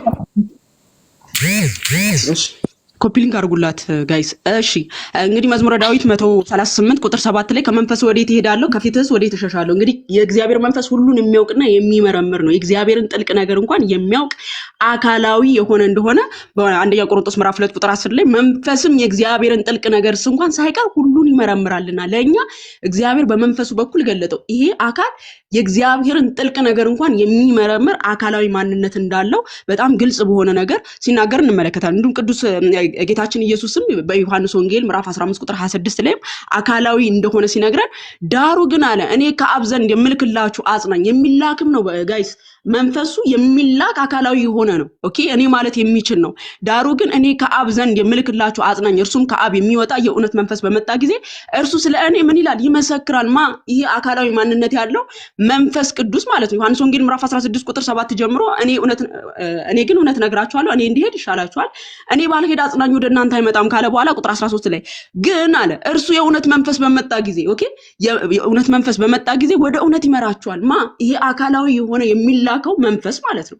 እኔ ማለት የሚችለው አካላዊ መንፈስ። እንዲሁም ጌታችን ኢየሱስ በማቴዎስ ወንጌል ምዕራፍ 19 ቁጥር 26 ላይ ቁጥር 20 ማቴዎስ ወንጌል ምዕራፍ 19 ቁጥር 28 ላይ ጌታችን ኢየሱስ 28 ቁጥር 19 ላይ ማለት ሶሪ በዚህ ጥቅስ ላይ እንግዲህ ሶስቱን አካል አንድ ላይ ማለት ፍጡር ከፈጣሪ ጋር ተካክሎ የልጅነት ስልጣንን ማሰጣት አይችልም። በመጀመሪያ ደረጃ የትኛው ነብይ ነው ሙሴ አላህ ሙሐመድ ልጅነትን ይስጡ ወይም ደግሞ እንዲያደርጉ ተብሎ የተገለጸው? ከአምላክ ጋር ተካክሎ አንድ ነብይ ማለት ነው ወይም ደግሞ አንድ ፍጡር። ነገር ግን አምላክ ስለሆነ መንፈስ ቅዱስን በራሱ አካላዊ ማንነት ያለው ከአብ ጋር የተካከለ አምላክ ስለሆነ ጌታችን ኢየሱስ ልጅነትን ሲሰጡ አህዛብን ሁሉ ሂዱ በአብ በወልድ በመንፈስ ቅዱስም እያጠመቃችሁ ምን አድርጓቸው?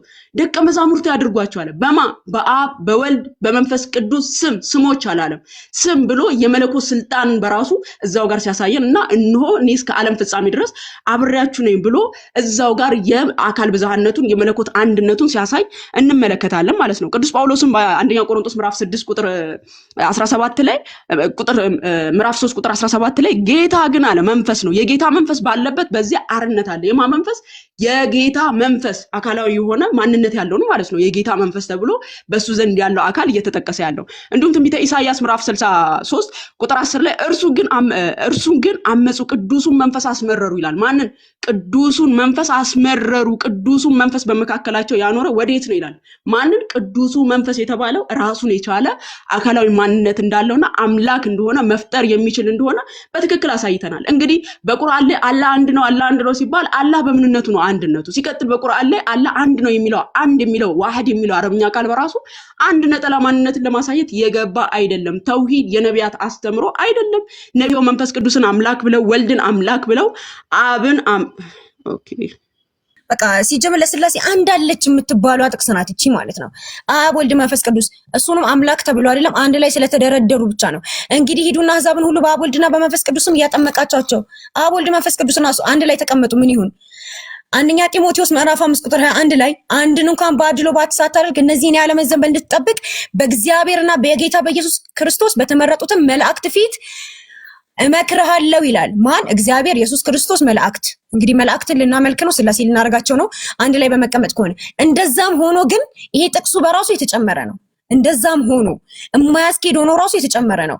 ኢንዛት ኬዝ ይላል ይሄው እዚች ጋር the doctrine of baptism የጥምቀት ዶክትሪን ላይ in that case the baptismal command in the form that is given ማቴዎስ 28:19 ያለው cannot be the historical origin of Christian baptism ትክክለኛ ኦሪጂናል የሆነ የሂስቶሪካል ኦሪጂኑ ላይ የክርስቲያን ጥምቀት ላይ የሌለ ነገር ነው ተብሎ ይሄው እዚች ጋር ማየት እንችላለን። ዘ ኢንሳይክሎፒዲያ ኦፍ ብሪታኒካ ማየት እንችላለን። የሌለ ነገር ነው ተብሎ ተቀምጧል ማለት ነው። ሌላ ያነሳችሁ ሐሳብ ምንድነው? መንፈስ ፈጥሯል ምናምን ነገር ስትል ነበረ። መንፈስ እንደፈጠረ ምናምን እሺ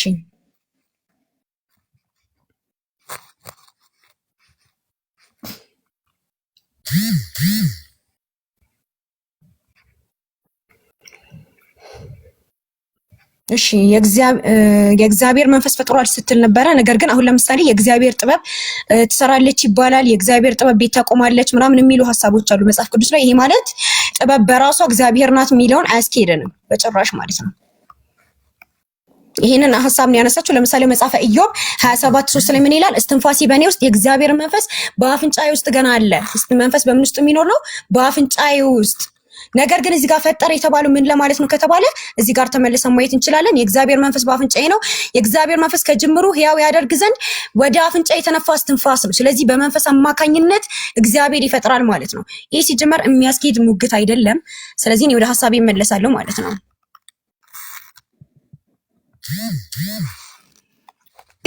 ወደ ሐሳቤ እመለስና የቸርች ፋዘሮች አሁን የዛሬው ውይይታችን ከአባቶችም ጭምር ነውና የቸርች ፋዘሮች ስላሴን በምን መንገድ ተረዱት የሚለው እናያለን።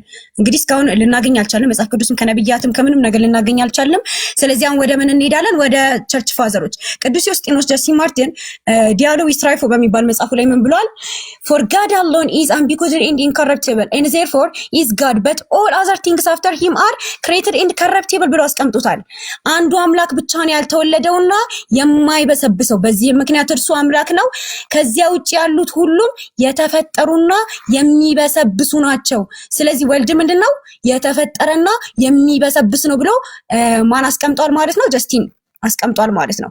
ሌላ ምን ብሏል? እኛ የተሰቀለውን ሰው ኢየሱስን ከዚያ ከማይሞተው ዘላለማዊ አምላክ ቀጥሎ ለእርሱ ሁለተኛ ደረጃ እንሰጠዋለን ብሏል። ስለዚህ አሁን እነ ማማዬ እንደሚያምኑት እኩል ደረጃ አላቸው ብሎ ጀስቲን አያምንም ማለት ነው። አርጌንዝ አሌክሳንድሪያ ኦሪጋን ብንመለከት ምን ብሎ አስቀምጧል? ኤንድ ኦልሶ ዊ ሜይ ኮል ሂም ኤ ሰከንድ ጋድ ብሎ አስቀምጧል። እኛ እሱን የምንጠራው ምን ብለን ነው ብሏል? ሁለተኛ አምላክ ብለን ነው የምንጠራው ብሏል። ዛሬ ክርስቲያኖች እንደሚያምኑት እኩል አድርጎ አይቆጥሩትም ማለት ነው። አሁንም ሌላ ማየት እንችላለን። ኦሪጋን ከተናገራቸው ንግግሮች ውስጥ we should not pray to anyone begotten, not given to the Christ himself, but only to the God in the Father of all, to whom even our Savior himself prayed, as we have explained, and to whom he taught us to pray. For when he here teach us to pray, he did not teach us to pray himself, but to the Father, saying God. ለተወለደ ለየትኛውም አካል መጸለይ መስገድ የለብንም፣ ለክርስቶስም ቢሆን not even to the Christ፣ ለክርስቶስም ቢሆን መስገድ መጸለይ የለብንም። ነገር ግን የምንጸልየው ሁሉን ለፈጠረው ለአብ ብቻ ነው። አስተውሉ፣ እዚህ ጋር ለአብ ብቻ ነው። ይሄ ኦሪጋን ነው እያለን ያለው። በጣም ጥንታዊ የሆነ የቸርች ቤተክርስቲያን ፋዘር ነው እያለን ያለው። ምን እያለን ነው?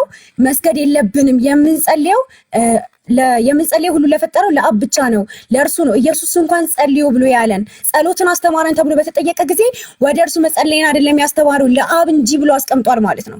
አሁንም ብዙ ያስቀመጣቸው ሐሳቦች አሉ። ከሰዓት አንፃር እንዝላላቸውና ጡርጡሊያኖስ ተርቱሊያን ምን ብሎ አስቀምጧል? አሁንም ይሄም በጣም ጥንታዊ የሆነ ከ160 እስከ 215 ኤዲ የነበረ የቸርች ፋዘር ነው። እየታያችሁ ከሆነ ምን ብሎ አስቀምጧል? because God is in like manner a father and he is also a judge, but he has not always been father and judge merely on the ground of his having always been God, for he could not have been the father previous to the son nor judge previous to sin. There was however a time when neither sin existed with him nor son ብሎ አስቀምጧል። ምን ብሎ አስቀምጧል? እርሱ አብ ዘንድ ኃጢአትም ሆነ ወልድ ያልነበረበት ጊዜ ነበረ።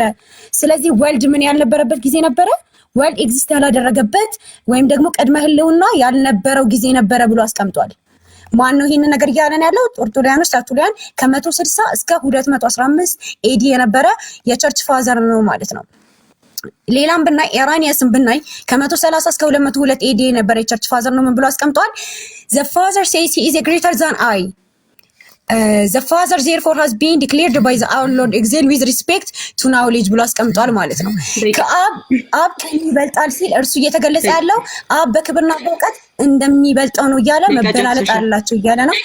ስለዚህ እንኳን ስለ መጽሐፍ ቅዱስ ቸርች ፋዘሮችም እናንተ እንደምታምኑት አያምኑም፣ ጥንታዊ ቸርች ፋዘሮች። እሺ መቀጠል እንችላለን። እሺ አሁን ያው ያነሳቻቸውን ፖይንቶች ላይ እንሄዳለን ማለት ነው። የአብን የወልድን የመንፈስ ቅዱስን አምላክነት አሳይተናል። ያው ያነሳቻቸው ፖይንቶች የመጀመሪያው ኦሪገን ምን ብሎ ያምናል ብላለች። ኢየሱስ ክርስቶስ ሁለተኛ አምላክ እንደሆነ እናምናለን ብሏል ብላለች፣ ግን አያምነው ባይዘው እዛው ቻፕተር 12 ላይ ምን ብሎ ይናገራል ከተባለ አብና ወልድ እኔና አብ እኔ እንዳለ እኔም በአብ እንዳለው ብሎ የተናገረበትን ጥቅስ ጌታችን ኢየሱስ ዮሐንስ ወንጌል 14:9 ላይ የተናገረውን ጥቅስ ያነሳና ምን ብሎ ይናገራል? ጌታ ኢየሱስ ክርስቶስን አብና ወልድ ይኸው እኛ አንድ አምላክ ብለን አብና ወልድን እናመልካለን። ምን ብለን? አንድ አምላክ ብለን ምን ብለን እናመልካለን። እንደውም ምን ብሎ ይናገራል? የእውነት አባት የእውነት የሆነ ወልድን ምን እንላለን? እናመልካለን ብሎ ይናገራል። ስለዚህ አንድ አምላክ ብለን አብና ወልድን ምን ብለን እናመልካለን? አንድ አምላክ ብለን ነው የምናመልከው። ቻፕተር 12 ላይ መመልከት ትችላለሽ ማለት ነው። እዛው ጋር 39 ላይ ከመውረድሽ በፊት ቁጥር ቻፕተር 12 ላይ አብና ወልድን እናመልካለን በማለት ነው ያስቀመጠው ማለት ነው። ሌላው ያነሳቻቸው በብሉይ ኪዳን ላይ እንግዲህ የእግዚአብሔር መንፈስ ፈጠረኝ ሲል የእግዚአብሔር ጥበብ ሰራኝ ብሎ ይናገራል። ያ ማለት ጥበብ ራሱ እግዚአብሔር ነው ማለት ነው ብላለች። በደንብ ነው ቆንጂቲ። አንደኛ ቆሮንቶስ ምዕራፍ 1:24 ላይ የእግዚአብሔር ኃይልና ጥበብ ማን ነው ይላል? ክርስቶስ ነው። መጽሐፍ ምሳሌ ምዕራፍ 8 ቁጥር 26 ላይ ሰማዮችን በዘረጋ ጊዜ እኔ በእርሱ ዘንድ ነበርኩ ብሎ የሚናገረው እኮ ያ ጥበብ የሆነው ክርስቶስ ኢየሱስ ነው። ቅዱስ ቄርሎስ ኢየሩሳሌም ሃይማኖተ አበው ምዕራፍ 71 ቁጥር 4 ላይ ጥበብ የተባለው የእግዚአብሔር ልጅ ነው ብሎ ያስቀምጠዋል ማለት ነው። እንግዲህ ያነሳቻቸው ጥቅሶች ምንድናቸው ካለን በብሉይ ኪዳን እግዚአብሔር አንድ አምላክ ነው ብላ ነጠላ ማንነት አለው ብላ ስታነሳ ነበር። በመጀመሪያ ደረጃ አምላክ በነቢያት አንድ ነጠላ ማንነት አለው የሚለውን አስተምሮ ልታመጣ አልቻለችም። የት ነው ሄዳ ያመጣችው? ጭራሽኑ ስለ አላህ ማንነት ከኛ መጽሐፍ ውስጥ ነው ያመጣች ያለችው። ማለት ሙሴ ከጻፈው መጽሐፍ ዘዳግም 6:4 እስራኤሎች ስማ ጌታ አምላካችን አንድ እግዚአብሔር ነው ብሏል ሙሴ አለች። ኦኬ ሙሴ የጻፈውን ተቀበያለሽ? እግዚአብሔር ከእግዚአብሔር ዘንድ ሰዶምና ገሞራን አዘነበ እያለ ሁለት አካል እግዚአብሔር እንደተባሉ ያምናል። ሙሴ ያህዌ ወልድ ክርስቶስ ኢየሱስ አምላክ እንደሆነ ያምናል ማለት ነው በመጽሐፉ። እንግዲህ ያነሳቻቸው ሙግቶች ኢሳይያስ 46 ቁጥር 9 ላይ እኔ አምላክ ነኝና ከኔ ሌላ የለም የሚለው ከምን አንፃር ነው የተነገረው? ሲጀመር ከራሱ ህላዌ ጋር ነው አይደለም። እዛው ቁጥር 1 ጀምሮ ቤል ተዋረደ፣ ናባው ተሰባበረ፣ ጣዖቶቻቸው በእንስሳት በከብት ላይ ተጭነዋል ይላል። ጣዖቶቻቸውን እንደው ምን ብሎ ይናገራል? እስከ ሽምግልና ድረስ እኔ ነኝ፣ ሽበት ድረስ እሸከማችኋለሁ፣ እኔ ሰርቻለሁ፣ እኔም ማነሳለሁ። በማን ትመስሉኛላችሁ? ከማንስ ጋር ታስተካክሉኛላችሁ? ወርቁን ከኮረጀ የሚያፈሱ ብሩን ከሚዛን የሚመዝኑ እርሱ አንጥረኛውን ይቀጥራሉ፣ እርሱም አምላክ አድርጎ ይሰራዋል። ከዚያስ ያመልኩታል፣ ይጸልዩለታል፣ አይሰማቸውም። ግን እኔ እውነተኛ አምላክ ነኝ እያለ ስለራሱ ከምድር ላይ ካሉ ጣዖታት አንፃር ራሱን ለይቶ እየነገራቸው እንጂ ከራሱ ከወልድና ከመንፈስ ቅዱስ ጋር እያነጻጸረ አይደለም። ሲጀመር አብ ነው ተናጋሪው ብልሽ እንኳን ይሄን እየተናገረ ያለው በልጁ በኩል ነው። ዮሐንስ ወንጌል ምዕራፍ 14 ቁጥር 9 ላይ ጌታ ኢየሱስ እኔ በአብ እንዳለው አብን በእኔ እንዳለ እመኑ ብሏል። ስለዚህ አብ ተናጋሪ ሲሆን እንኳን የሚናገረው በልጁ በኩል ነው። የኩነት ትምህርት ምናልባት ካልተረዳሽ ኩነት የወልድ ኪውንነት የአብና የመንፈስ ቅዱስ ቃልነት ነው። ስለዚህ ሲናገር በልጁ በኩል ነው። ልጁ ከሱ ተለይቶ አይደለም ማለት ነው። ስለዚህ ከምን አንፃር ነው ከኔ ሌላ ማንም የለም እያለ ያለው? እስራኤላውያን አህዛብ ከሚያመልኩት አማልክት አንድ ነው ብለው እንዳያስቡ ከኔ ውጪ እናንተ የምትሰሯቸው አማልክቶች ከኔ ጋር አይደሉም ብሎ ራሱን ከነዛ ምድር ላይ ከተዘረዘሩ ጣዖታት እየለየ ከሚመለኩ ጣዖታት እየለየ እየተናገረ ነው። እንዲሁም ኢሳይያስ 45 ላይ ከዛው አንፃር ነው እየተናገረ ያለው። ከራሱ ህላዌ ጋር አይደለም ማለት ነው። አንደኛ ቆሮንቶስ ምዕራፍ 8ን አንስታለች። አንደኛ ቆሮንቶስ ምዕራፍ 8 ላይ አንዱ አምላክ የተባለው አብ ነው ብላለች። በደንብ አስተውይ። የክርስቶስ ኢየሱስን አምላክነት በደንብ አምነሽ ትወጫለሽ ማለት ነው። ቅዱስ ጳውሎስ ከምን አንፃር ነው እንግዲህ አንድ አምላክና አንድ ጌታ ብሎ እየተናገረ ያለው? እንዲህ ይላል እንግዲህ ለጣዖታት የተሰዋውን ስጋ ስለመብላት ጣዖት ሁሉ ለዓለም ከንቱ እንደሆነ ከአንዱም በቀር ማንም አምላክ እንደሌለ እናውቃለን አለ። መቼም አለ ብዙ አማልክትና ብዙ ጌቶች አሉ። ምኖች ብዙ አማልክትና ብዙ ጌቶች አሉ። ወገኖቻችን አሁን አብዛኛው ጊዜ ብዙ ጌታ የተባለ አለ። ዮሴፍ ጌታ ተብሏል፣ አብርሃም ጌታ ተብሏል፣ ሙሴ አምላክ ተብሏል ነው ይላሉ። ቅዱስ ጳውሎስ ከነሱ ለየው። ብዙ አማልክት የተባሉ አሉ፣ አዎ። ብዙ ጌቶች የተባሉ አሉ፣ አዎ አለና ነገር ግን አለ በሰማይ ሆነ በምድር ሆነ አማልክት የተባሉ ምንም ቢኖሩ ለኛስ ነገር ሁሉ ከእርሱ የሆነ ለእርሱ የሆነን አንድ አምላክ አብ አለን አለ። ነገር ሁሉ ከእርሱ የሆነ ምን አለን? አንድ አምላክ አብ አለን። ነገር ሁሉም በእርሱ በኩል የሆነ ምን ነገር ሁሉ በእርሱ በኩል የተፈጠረ ቆላስይስ ምዕራፍ 1:15 እርሱ የማይታይ አምላክ ምሳሌ ነው። የሚታዩትና የማይታዩ ዙፋናት ቢሆኑ ወይም ጌትነት ወይም ማለቅነት በሰማይና በምድር ያሉት ሁሉ በእርሱ ተፈጥረዋል እንደተባለው ነገር ሁሉ በማን በኩል የሆነ? በጌታችን በኢየሱስ በኩል የሆነ ማለት ነው። በሰማይና በምድር ሁሉ የተፈጠረው በማን በኩል ነው? በልጁ በቃል በኩል ነው። ስለዚህ ምን አለ? ነገር ሁሉ በእርሱ በኩል የሆነ እኛም በእርሱ በኩል የሆነን አንድ ጌታ ኢየሱስ ክርስቶስ አለን። ኦኬ ክርስቶስ ጌታ ስለተባለ አብ አምላክ ስለተባለ ክርስቶስ ኢየሱስ አምላክ አይደለም ያልሽ ነው? ኦኬ አምላክ እኮ ከተባለ ሙሴም አምላክ ተብሏል እኮ። ለምን ለአብ አምላክ ሲባል የባህሪ ያደረግሽው ለጌታችን ኢየሱስ ክርስቶስ ጌታ ሲባል ደግሞ አይ የባህሪ አይደለም ብለሽ ልትነጥዩ ይቻልሽ። ጌታ ዮሴፍም ተብሏል አይደለ?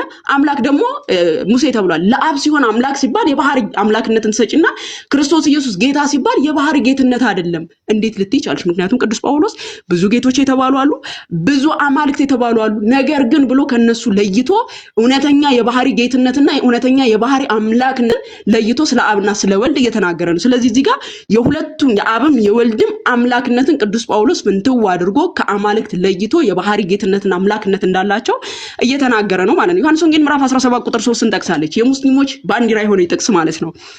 ብታስኬዳችሁ ደስ ይለኝ ነበር። ዮሐንስ ወንጌል ምዕራፍ 17 ቁጥር 3 እውነተኛ አምላክ ብቻ ይሆን ከአንተን የላከውንም ኢየሱስ ክርስቶስን ያውቁ ዘንድ ይህች የዘላለም ሕይወት ናት። እውነተኛ አምላክ ተብሏል አብ።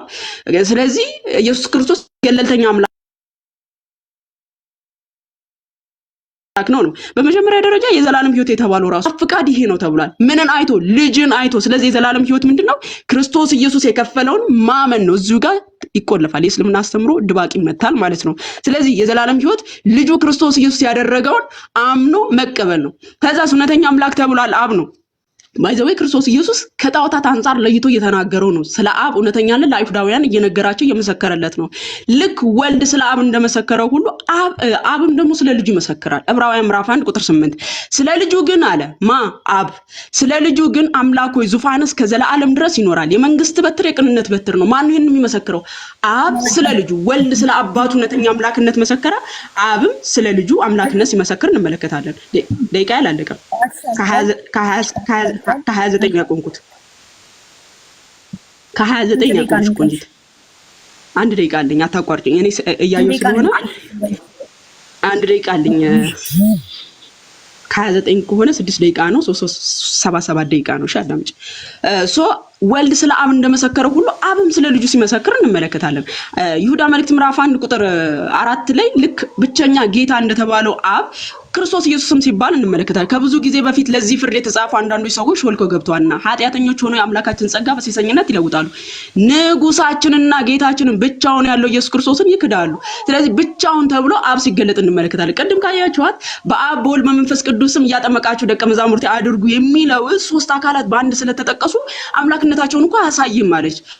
በመጀመሪያ ደረጃ የልጅነት ስልጣንን መስጠት አንድ ሶስቱ አካል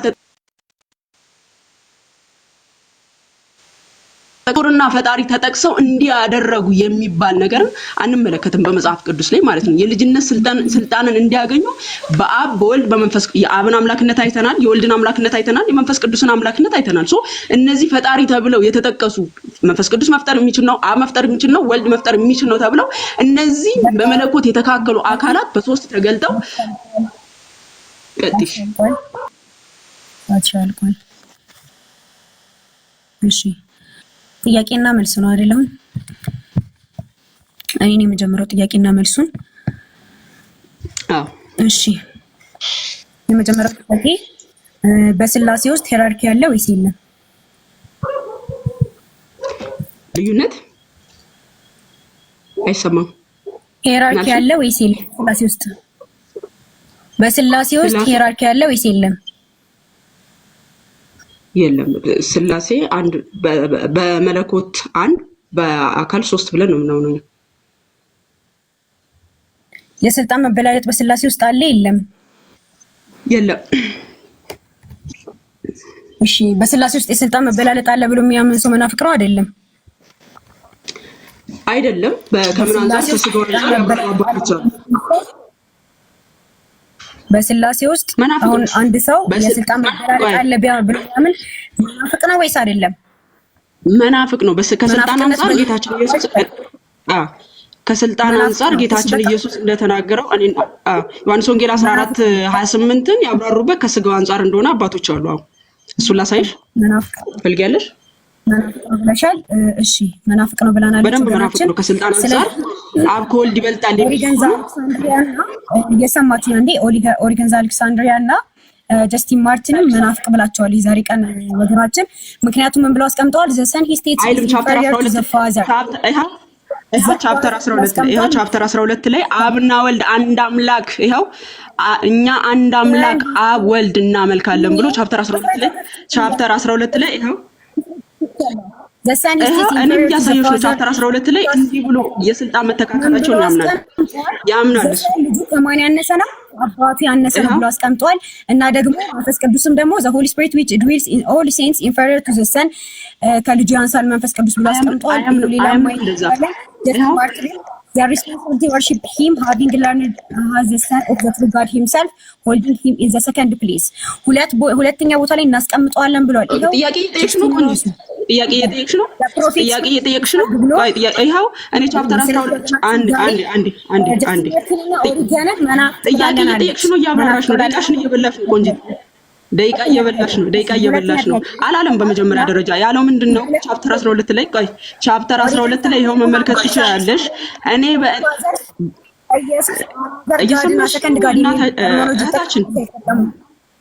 እህታችን ተመልሶልኛል። በቃኝ ተመልሶልኛል። መናፍቅ ናቸው ብለሽኛል።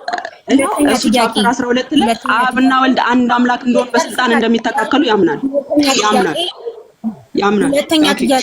ሁለተኛ ጥያቄ ሚስጥር ሰማዕቱን አርጌዝ አሌክሳንድሪያ እና ሌሎች ቸርች ፋዘሮች ለኢየሱስ አናዘር ጋድ ወይም ደግሞ ሰከንድ ጋድ የሚል ተርሚኖሎጂ ይጠቀማሉ። ይህንን አንቺ ታምኛለሽ ወይስ አታምኚም? ቶሎ በይ ስትይ አሁን ምሳሌ የአብና የወልድ ሁለተኛ አምላክነት ነው ብለው ሚስጥር ሰማዕቱ ጀስቲን እና አርጌዝ አሌክሳንድሪያ ኦሪገን ሌሎች ቸርች ፋዘሮች ለኢየሱስ አናዘር ጋድ እና ሰከንድ ጋድ የሚል ተርሚኖሎጂ ይጠቀማሉ። ይሄንን ታምኛለሽ ወይ ትቀበልሽ ወይ ታትቀበይኝ? አላለም። ይሄው እያሳየሁሽ ነው ቆንጂት። አላለም። በመጀመሪያ ቻፕተር 12 ላይ እሱ በግልጽ ይሄን ማን ያለው? ይሄው ኦዞ ዊ ሜኮል አንድ ሚውት አድርጊ ላሳይሽ። ራሱ ኦሪገን ምን ብሎ ይናገራል? ቻፕተር 12 ላይ አንድ ሚውት አድርጊና ላሳይሽ። አንድ ሚውት አድርጊና ራሱ ዮሐንስ ወንጌል ምዕራፍ 14 ኢየሱስ አምላክ ነው ያለበትን አምጪልኝ አላልኩሽም ብለዋል እያልኩሽ ነው። አላለም ሆነ ስልጣናቸው አንድ እንደሆኑ ያምናል። አንድ እንደሆኑ መጽሐፉን ክፈችልኝ። በራሱ መጽሐፉን ክፈችው። ቻፕተር 12ን ክፈችልኝ። እኔ እንደምከፍትልሽ ያው እኔ መጽሐፉን ከፍትልሻለሁ። አንቺ ክፈችው። ክፈችው። እሺ ደቂቃ ይቆምልኝ። ደቂቃ ይቆም። መጽሐፉን እስከምከፍት ደቂቃ ይቆም።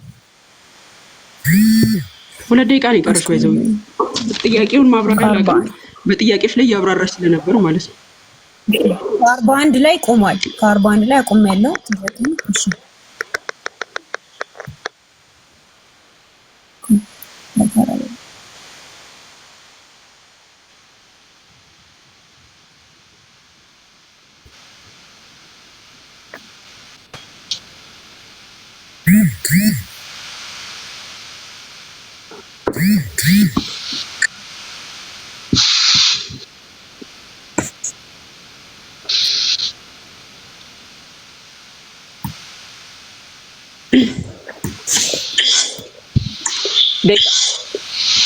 ደቂቃሽን ተጠቀሚ።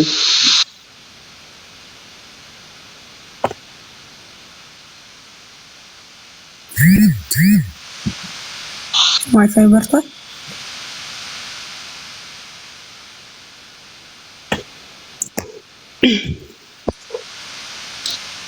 ላስጀምር ነው እህታችን። ኦኬ ሰማሻል? ደቂቃሽን ተጠቀሚ፣ ሰዓት ስለሌለን ማለት ነው።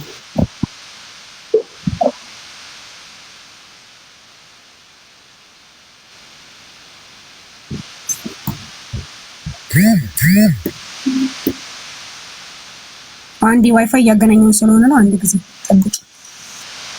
ደቂቃው ቆሟል። በነገራችን ላይ ቆሟል። ብዙ የሚያስቸኩልሽ ነገር የለም። ላስጀምር ነው ባይዘው። በጣም ስለቆየሽ ወደ ቀጣይ ጥያቄሽ ወይ ሂጂ ወይም ደግሞ መረጃውን ቶሎ በይ። ጊዜያችንን አታባክኝ ባልተዘጋጀሽ ነገር።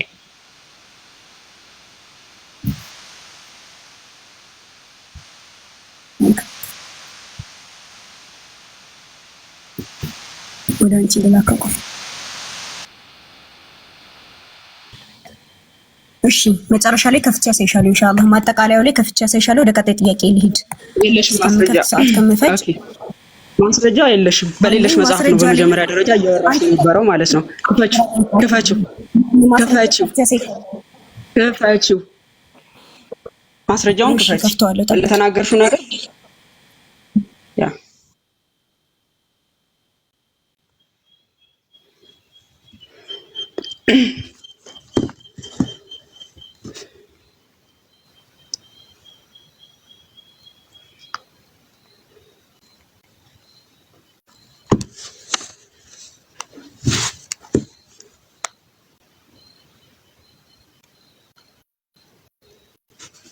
ማስረጃ የለሽ። ወደ ቀጣይ ጥያቄ በይ። ጊዜ አንገልም፣ ምክንያቱም መረጃ በሌለሽ ነገር ስለሆነ እያወራሽ የነበረው ማለት ነው። ወደ ቀጣይ ጥያቄ ቀጥይ። ወገናችን አለሽ?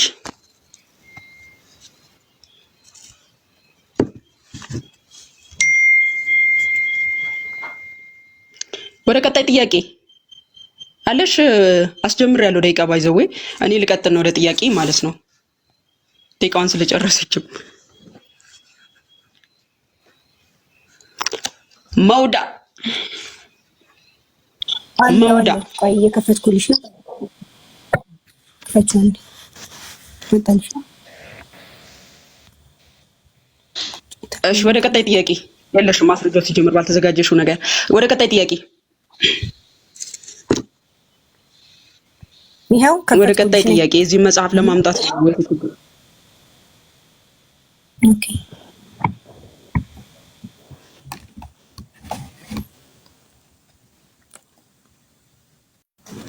ይታይሻል። ወደ ቀጣይ ጥያቄ ደቂቃሽ አልቋል። ሲጀምር ደቂቃሽ አልቋል። ኖ ይሄው ደቂቃሽ አልቋል። አይደለም አቁም ያለው ማስረጃው ሲመጣ ደቂቃሽ አልቋል አትበይ። ይሄው ይታይሻል። ቻፕተር ስንት? The scripture of the truth that I say that there is that is that to be another God. ይታይሻል።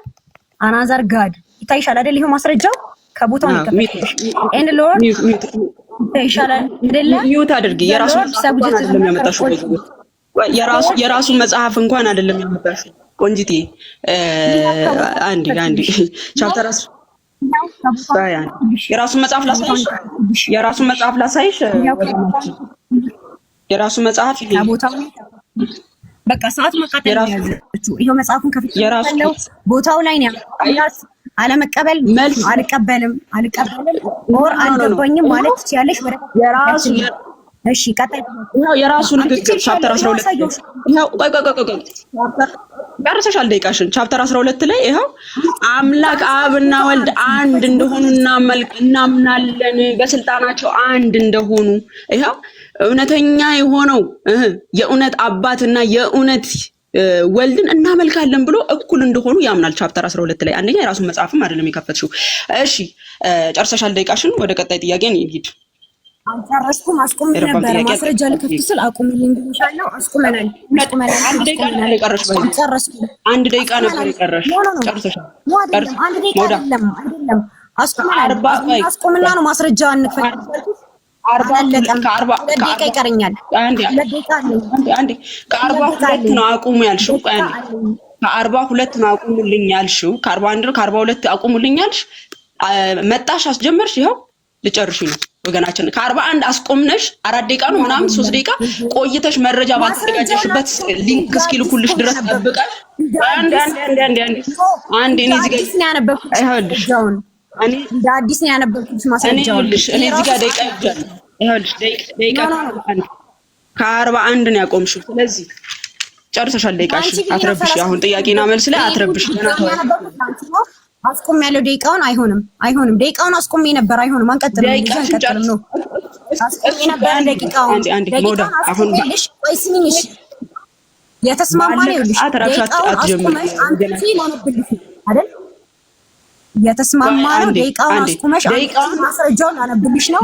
ደቂቃውን አስቆሜ አምጥቼ ማስረጃውን ላነብልሽ እንጂ አንዴ ሚውት እንዳደርግሽ አታስገድጂኝ። ተረጋጊና አውሪኝ። እሺ ቆንጂት፣ በመጀመሪያ ደረጃ አቁሚልኝ መረጃውን እስካመጣልሽ 3 ደቂቃ ነው ምናምን ሰጠንሽ። መጣሽ፣ ደቂቃውን አስጀመርንልሽ፣ አሳየሽ፣ ደቂቃሽ አለቀ። ኦኬ 2 ደቂቃ ምናምን ነበር የቀረሽ። አለቀ ደቂቃሽ እየተባልሽ ነው። ድጋሜ ስጡኝ። ጨርሰሻል። አልጨረስኩም። ከ37 ነበር የጀመርሽው። ይሰማታል። ከ36 ነበር የጀመርሽው። ድጋሜ የማነብበት ግዴታ የለብኝም። ሰማሽኝ አይደለ? አምጥቼ ላንቺ 30 ጊዜ እማነብበት ግዴታ የለብኝም። አምጥቼ ላነብልሽ ሰዓት ልታስቆሚ ተስማማን። አምጥቼ ማስረጃውን ከፍቼ ከቦታው አሳየውሽ። ሰማሽኝ አይደለ? አምጥቼ ላነብልሽ ነው ተስማማን። መውዳ በመጨረሻ ሰዓት አምጥቼ ላነብልሽ ተስማማን። እያየ ያለው አንዴ ተረጋጊ ወገናችን። እንትን አትበይ። በመጨረሻ ሰዓት ረብሻ ትፍጠሪ። እሺ ደህና ተወያይተሽ ማለት ነው። ደቂቃሽ ከ36 ነው እንትን ያልሽ የጀመርሽው። ቁም ብለሻል አይደል? ደቂቃ ይቁም ብለሽ ከስንት ነው የጀመርሽው? ወታችን እስቲ እሱ ላይ አትሂጂ እስቲ። በመጀመሪያ ከስንት ነው የጀመርሽው? ከስንት ነው የጀመርሽው? ነግሬሻለሁ እኮ ደቂቃዬን አስቆሜ ነበር። 2 ደቂቃ አለኝ። 2 ደቂቃ ሲቀረኝ ነው ያስቆምኩት። የሚቀረኝን ደቂቃ ነው የማውቀው። 2 ደቂቃ ሲቀረኝ አስቆሚያለሁ። 2 ደቂቃ መተሽ አነበብሽ ጨረሽው እኮ። 2 ደቂቃ መተሽ አንብበሽ ጨረሽው እኮ። እሱን እኮ ነው እያልኩሽ ያለሁት። ልጨርሽ 2 ደቂቃ ነበር የቀረሽ። እሱን ማቴሪያል እስክታሳይ ድረስ ጨረሽ እያልኩሽ እኮ ነው። ኖ ድጋሚ አምጥቼ ላንቺ የማንበብ እስከ የለብኝም። የማነብበት ሰዓት ከኔ አይደለም የሚቆረጠው። እሱ ለብቻ 3 ደቂቃ ለብቻ ተሰጥቷል። አሁን ላለመጠየቅ ነው እየሞከርሽ ያለሽው። ላለመጠየቅ እየሞከርሽ ነው። አሁን ሚውት አድርጊና ወደ ጥያቄ ልጨርስ። ወደ ጥያቄ 2 ደቂቃ አለኝ። 2 ደቂቃ አለኝ። አንዴ ያዘጋጀሽው ጥያቄ አትግቢ በመሃል። ያዘጋጀሽው ጥያቄ 20 ደቂቃ የሚፈጅ ይሆናል። ያንን ጥያቄሽን እስክትጨርሽ ድረስ 10 ደቂቃ ሞላኝም እያልሽ እንድትጮሂብን አይደለም። በ10 ደቂቃ ውስጥ እንድትጠቀሚ ነው። 3 ደቂቃ መረጃሽን እስክታመጭ ድረስ ይቀረኛል። አሁን ወደ ቀጣይ ጥያቄ ልጠይቅ ነው። 2 ደቂቃ ልጠይቅ ነው። መውዳ አትረብሽ። 2 ደቂቃ ካላስጨረሽኝ አልቀጥልም። አትረብሽ። የመጀመሪያ ስለሆነ እንድታሻለታችን እረዳሽብኝ። በቃኝ ካልሽ ይቻላል። ይቅርብኝ። በቃኝ ካልሽ ይቻላል ነው እንደዚህ ኢቭን ላመጣሽ ደቂቃ ሊንክ እስኪልክልሽ ድረስ እኮ ነው። ሊንክ እስኪላክልሽ ድረስ እኮ ነው የጠበቅኩሽ። ባይ ዘ ወይ ሊንክ እስኪላክልሽ ለዘጋጀሽው ነገር ስታወሪ ሊንክ እስኪላክልሽ ድረስ ነው የጠበቅኩሽ። አሁን አንዴ ወደ ቀጣይ ጥያቄ ልሄድ። አትረብሽ መውዳ ፕሊዝ። ከ36 ጀምረሻል። እንድንስማማ ጥያቄ አትጠይቂኝ። የ2 ደቂቃ ጥያቄ ለምን የሚያስፈራሽ? የ2 ደቂቃ ጥያቄ ምን ብሎ እንዴ? ወይስ ተኩስ መስሎሽ ነው? የ2 ደቂቃ ጥያቄ ለዛ ትፍሪ። የ2 ደቂቃ ጥያቄ አይዘው የኔ ጥያቄ በጣም ስለፈራሽ አንዴ እህታችን ተረጋጊ። አትንተረጋጊ። ስንት ነው የጀመርሽው? 2 ደቂቃ ያማታለን። ከስንት ነው የጀመርሽው? ከ36 ነው የጀመርሽው። ከ36 ነው የጀመርሽው። ከ36 ጀመርሽ፣ 4 ደቂቃ ተጠቀምሽ። ከ36 ያቆምሽበት ሰዓት ነው። ከ36 አንቺ ያቆምሽበት ሰዓት ነው። ከ37 ነው። ከ37 ጀመርኩት አይደል? ከ36 ቆይ የሁለት ጥያቄ ነው እንደዚህ አስፈራሽ። የሁለት ጥያቄ ወገናችን እንግዲህ ምን ያህል ጥያቄን እንደፈራሽ ነው የሚያሳየው። ከጥያቄ ግን እንድታመልጥ ስለማልፈልግ ቀጥ አንድ ጥያቄ ልቀበል። ለደቂቃይል ጠይቂ አንቺ ጥርስና ጠይቂ እና ለማምለጫሽ አላመቻችልሽም። ቀጥ ጠይቂ። እሺ እቀጥላለሁ። እሺ ከማርያም ያልተወለደ አምላክ አለ ወይስ የለም? ከማርያም ያልተወለደ አምላክ አለ ወይስ የለም? ቶሎ መልሽ፣ ሰዓት እንዳትገይ። ከማርያም ያልተወለደ አምላክ አለ ወይስ የለም? በስጋ መልስ የለም። እሺ ሁለተኛው ጥያቄ ከሶስቱ አካል ወልድ ክርስቶስ ኢየሱስ በስጋ ተገልጧል። ለማላለች ጠይቃ ለራሱ አዳምጣ ከሶስቱ አካል ወልድ ክርስቶስ ኢየሱስ በተለየ አካል ተወለደ ብለን አብ ወልድ መንፈስ አንድ አምላክ ናቸው ይላል። ቶሎ በይ። መጽሐፍ ቅዱስ ውስጥ በግልጽ ቋንቋ አብ ወልድ ዮሐንስ ወንጌል ምዕራፍ 10 ወይ ከነብዩ ጳውሎስ ዮሐንስ ወንጌል ምዕራፍ 10:30 እና አብ አንድ ነን ብሎ ጌታችን ኢየሱስ የስልጣን አንድነታቸውና የአካል ልዩነታቸውን ጌታ ኢየሱስ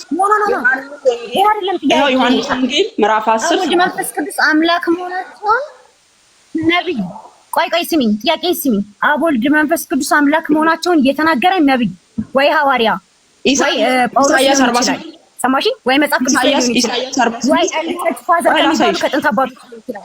አብ ወልድ መንፈስ ቅዱስ አንድ አምላክ ብሎ ያስተማረ ወይ መጽሐፍ ቅዱስ ላይ ወይ ነብይ ወይ ደግሞ ኢየሱስ ወይ ጳውሎስ ወይ ደግሞ አሊ ቸርች ፋዘር አቅርቢልኝ ቶሎ በይ። አብ ወልድ መንፈስ ቅዱስ አንድ አምላክ አፍቶ አብ ወልድ መንፈስ ቅዱስ አንድ አምላክ ብሎ ያስተማረ መጽሐፍ ቅዱስ ነብይ ሚዩት አድርጊ። ደቂቃ ሰጥቼሽ ነው ባይዘው ጨርሰሻል፣ ግን ደቂቃ ሰጥቼሽ እኔ መልስልሻለሁ። ችግር የለውም። ደቂቃሽ አልቋል፣ ግን መልሱን ላስቀምጥላት። አብ ወልድ መንፈስ ቅዱስ ማስረጃ ከመጽሐፍ ቅዱስ ጌታችን ኢየሱስ ዮሐንስ ወንጌል ምዕራፍ 10:30 አንዴ ሚዩት አድርጊ። ደቂቃሽን ጨርሰሻል። በእኔ አንዴ ሚዩት ጨርሰሻል። ደቂቃሽን ባይዘው ዮሐንስ ወንጌል ምዕራፍ 10:30 ላይ እኔና አብ አንድ ነን ብሎ ተናግሯል። እንዲሁም ደግሞ አንዴ ሚዩት ከአባቶች ትምህርትም ላሳይሽ። በአንደኛው ክፍለ ዘመን የነበሩ እነ ቅዱስ ኤራኒዮስን እነ ቅዱስ አግናጢዮስን ላሳይሽ። እንግዲህ ቅዱስ ኤራኒዮስ የማን ደቀ መዝሙር ነው ካለን የፖሊካርፕ ደቀ መዝሙር ነው። ፖሊካርፕ ደግሞ የቅዱስ ዮሐንስ ወንጌላዊ ደቀ መዝሙር ነው። ምን ብሎ ይናገራል? በእንተ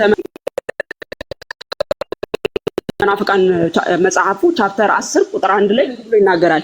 ቤተክርስቲያን ምንም እንኳን በዓለም ሁሉ እስከ ምድር ዳር ድረስ ብትጓዝም ከሐዋርያት ከደቀ መዛሙርቶቻቸው አንድ አምላክ በሆነው ሁሉን የሚገዛ አብና የእግዚአብሔር ልጅ ለድህነታችን ሰው በሆነ በአንዱ በኢየሱስ ክርስቶስ ክፍለ ዘመን የነበረ ነው። በ189ኛው ክፍለ ዘመን የነበረ ነው። ወገኖቻችን ሥላሴ በኒቅያ ጉባኤ ነው ሲሉ ትሰማቸዋላችሁ። በአንደኛው ክፍለ ዘመን የነበረ አስተምሮ ነው እያልናችሁ ነው። በሐዋርያት በነቢያት የነበረ አስተምሮ ነው እያልናችሁ ነው። እንዲሁም ደግሞ ሰማዕቱ ቅዱስ አግናጢዮስ ምጡላ አንበሳ በ110 ክፍለ ዘመን የነበረ አባት ነው። ወደ እስያ ያላለችው ወደ ኤፌሶን ቤተክርስቲያን በላከው መልእክቱ ላይ እንዲላል በአምላካችን ፍቃድ በኢየሱስ ክርስቶስ በእውነት መከራ የተመለከተ አምላካችን ኢየሱስ ክርስቶስ እንደ እግዚአብሔር አሳብ ከዳዊት ዘር ከቅድስት ድንግል ማርያም በመንፈስ ቅዱስ ግብር በእውነት አንዴ ግብር መጸነሱ ነው ይላል። አብ ወልድ መንፈስ ቅዱስን እንዲህ ብሎ ያዛል። እንዲሁም ደግሞ አንዴ ቅድም ስታንሹ ነበረ ሰማዕቱ ሰማዕቱ ጀስቲን ማርቲን 151 ክፍለ ዘመን የነበረ አባት ነው። ፈርስት አፖሎጂ ቻፕተር 13 ከቁጥር 5 እስከ ቁጥር በምክንያት እናመልከዋለን እርሱ ራሱ የእውነተኛ አምላክ ልጅ እንደሆነ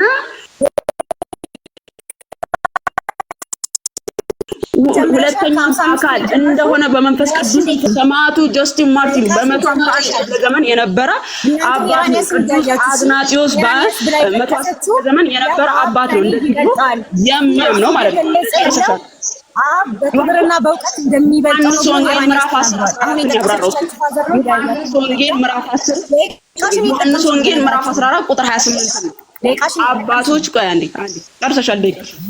ደቂቃሽን ጨርሰሻል። እኔ እንደ አዲስ ልጀምር። ሚዩት አድርጊ። ሚዩት ጨርሰሻል። ኢራኒያስ ደቂቃ አልጀመርኩም። አያምንም። አትረብሽ ማስረጃውን አንቺ ኢራኒያስ ይኸው ጥያቄሽ ነው። እኔ ኢራኒያስ ይኸው በእንተ መናፍቃን ቻፕተር አንድ ቁጥር በመጽሐፍ 10 ቁጥር 1 ላይ ምን ብሎ ያምናል?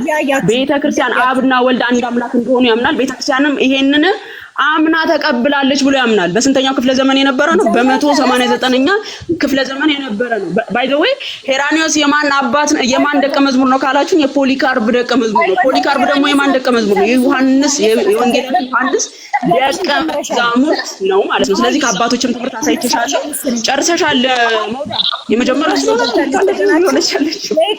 ጨርሰሻል። ጥያቄ ልትጠየቂ ነው። ጥያቄ ልትጠየቂ ነው። ኦኬ ጀምር ጥያቄሽን አልኩሽ እኮ ያው ሄራኒስ የተናገረው እነሱ እያነበቡ አንቺ ደግሞ ጥያቄሽን ቀጥል። እሺ ጀምር። ወንጌል 10:14ን የትኛውም አባት ከስጋው አንፃር አብ ይበልጣል ብሎ አብራርተውታል። ከስጋው አንፃር ማለት ነው። መላእክት እንኳን በጥቂት አነሰ ስለተባለ ማለት ነው። መጽሐፈ ምሳሌ ምዕራፍ 8 ቁጥር 27 ላይ ሰማዮችን በዘረጋ ጊዜ እኔ አብሬ ነበርኩ ይላል። ማን ነው ይሄንን የሚናገረው? ይሄ ከስላሴ ጋር የተያዘ ጥያቄ አይደለም። ደቂቃይና ቀጥይ ሰማዮችን በዘረጋ ጊዜ እኔ አብሬ ነበርኩ ብሎ የሚናገረው አካል ማን ነው? ጥያቄ መልሽ። ስላሴ ነው። ነግሬሻለሁ ወገናችን፣ ነግሬሻለሁ የሚል የቁርአን አያ በቁርአን ላይ ተምረን ልንሄድ ነው ማለት ነው። ዛሬ የመቀደድ ምዕራፍ ምናምን የሚባሉ ቁርአኖችን ሽረን ነግሬሻለሁ የሚል የቁርአን አያ ልንተካ ነው ማለት ነው። መልሽልኝ። ሰማዮችን በዘረጋ ጊዜ ያብሬ ነበር የሚለው ማን ነው? ምናምን ነገር እንዳትዪ፣ መቀደድ ምናምን ነገር እንዳትዪ። መልሱ ላይ ፎከስ አድርጊ ቆንጂትዬ። ሰማዮችን በዘረጋ ጊዜ ያብሬ ነበርኩ የሚለው ማን ነው? መልስ የላትም ወገናችን፣ መልስ የላትም። ያው እኔ ግን ከአባቶች ላሳያችሁ። መጽሐፈ ቅዱስ ቄርሎስ ኢየሩሳሌም ሃይማኖተ አበው ምዕራፍ 71 ቁጥር 4 ላይ ጥበብ ነው የእግዚአብሔር ልጅ ጥበብ ነው ብሎ ይናገራል። ሰማያትን ምድርን የፈጠረ ከአብ ጋር ማን ነው? ዮሐንስ ወንጌል ምዕራፍ 5:14 ላይ አባቴ እስከዛሬ ስለ እኔ እሰራለሁ ያለው ወልድ ክርስቶስ ስለሆነ አንዴ ራስሽ መልሰሽዋል። ጥበብ ብለሽ መልስ የለሽም። ጥበብ ኢየሱስ ክርስቶስ ነው። ቆሮንቶስ ምዕራፍ 1:24 ላይ እግዚአብሔር ኃይልና ጥበብ ሚቱ አድርጊ። መልስ የለሽም። እሺ ዘፍጥረት ምዕራፍ 19 ቁጥር 24 አረ ወገናችን አንዴ ሚቱ አድርጊ። ኦሪት ዘፍጥረት ምዕራፍ ጥበብን አራተኛ አምላክ ወገናችን አንዴ ሚዩት አድርጊ። ሚዩት አላህም እንደናንተው የሥላሴን አስተምሮ ስላላወቀ ልክ እንደ አንቺ ነው አሁን እየጠየቀ ያለው። እሺ አሁን ዘፍጥረት ምዕራፍ 19 ቁጥር 24 ላይ እግዚአብሔርን በሰዶምና በገሞራ ላይ ከእግዚአብሔር ዘንድ ከሰማይ እሳትና ዲን አዘነበ አለ። እግዚአብሔር ባለ አካል አለ። እዚህ ጋርም ደግሞ እግዚአብሔር አረ መልሱም እሺ ወገናችን እንዴ ምን ልትሆኚ ነው? እኮ ኢንተርቪው ላደርግሽ አይደለም የመጣሽው መልስ እንድትመልሽ ነው። ምን ልትሆኚ ነው የመጣሽው? እሺ በቃ መልሺ ጎበዝ። እግዚአብሔር በሰዶምና በገሞራ ላይ ከእግዚአብሔር ዘንድ ከሰማይ እሳትና ዲንን አዘነበ ይላል። እግዚአብሔር የተባለ አካል አለ። እዚህ ጋርም እግዚአብሔር የተባለ አካል አለ። ስንት እግዚአብሔር ተብለው ተጠርተዋል? እዚህ ጋር ልመልስ ቆይ ከእግዚአብሔር ዘንድ ነው አይደል ያልሽኝ? ልመልስ አሁን ምን ይላል መሰለሽ? እግዚአብሔር ከእግዚአብሔር ዘንድ የሚለው እግዚአብሔር ከራሱ ዘንድ ነው። ለምሳሌ እናንተ የያዕቆብ ልጆች ተሰብሰቡ፣ ስሙም አባታችሁ እስራኤልን አድምጡ ይላል። ያዕቆብ ምን ይላል? እስራኤልን አዳምጡ። ያዕቆብና እስራኤል የተለያዩ ሰዎች ሆነው ሳይሆን ነገር ግን ያዕቆብም ይሁን እስራኤል አንድ ሆኖ ሳለ ግን ምን ይላል? እናንተ ያዕቆብ ልጆች ተሰብሰቡ፣ ስሙም አባታችሁ እስራኤልን አድምጡ እያለ ይናገራል። መልስ የላትም ሁላችሁ የት እንደገባች ማለት ነው። ያዕቆብን እስራኤልና ያዕቆብ ማናቸው ይጠይቅሽ እንኳን አታውቂውም። ባይዘው እሺ ወደ ቀጣይ ጥያቄ ታርጉም ዮናታን ማን ነው? ታርጉም ቀደም ስጠቅሽ የነበረው አካል ያርሰሻል። አንዴ ወደ ጥያቄ ወገናችን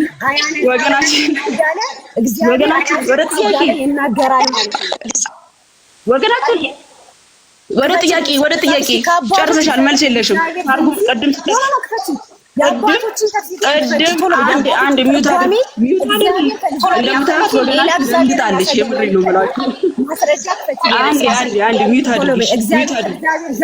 አድርጊ።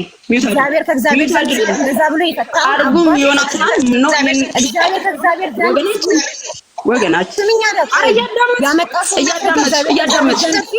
እያዳመጥሽ የሚያሳይ ነገር ቆንጂትዬ እየተጠየቅ ነው። መልስ የለሽም። በቃ አታውቂውም። የሰጡሽ አጠሬራ አለ። ያንን አጠሬራ ለመጥፋት ብቻ ነው የሰጣሽው።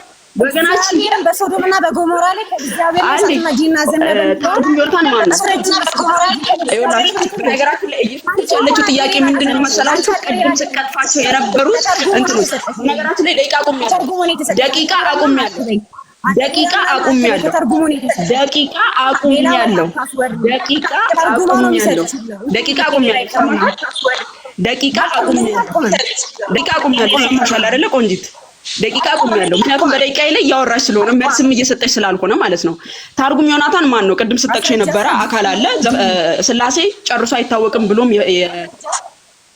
ታርጉም ዮናታን ማን ነው? ቶሎ በይ። ማን ነው? የክርስቲያን አባት ነው? አሳይኝ እስኪ የቤተክርስቲያን አባት ለመሆኑ ቶሎ በይ አሳይን። ታርጉም ዮናታን የቤተክርስቲያን አባት ለመሆኑ ማስረጃ አሳይኝ። ገናችን ታርጉም ዮናታን ሲጀምር የቤተክርስቲያን አባት አይደለም። ነገር ግን ሆነ አመጣችውና ስለሰላም እንዲህ ብሏል አለችው።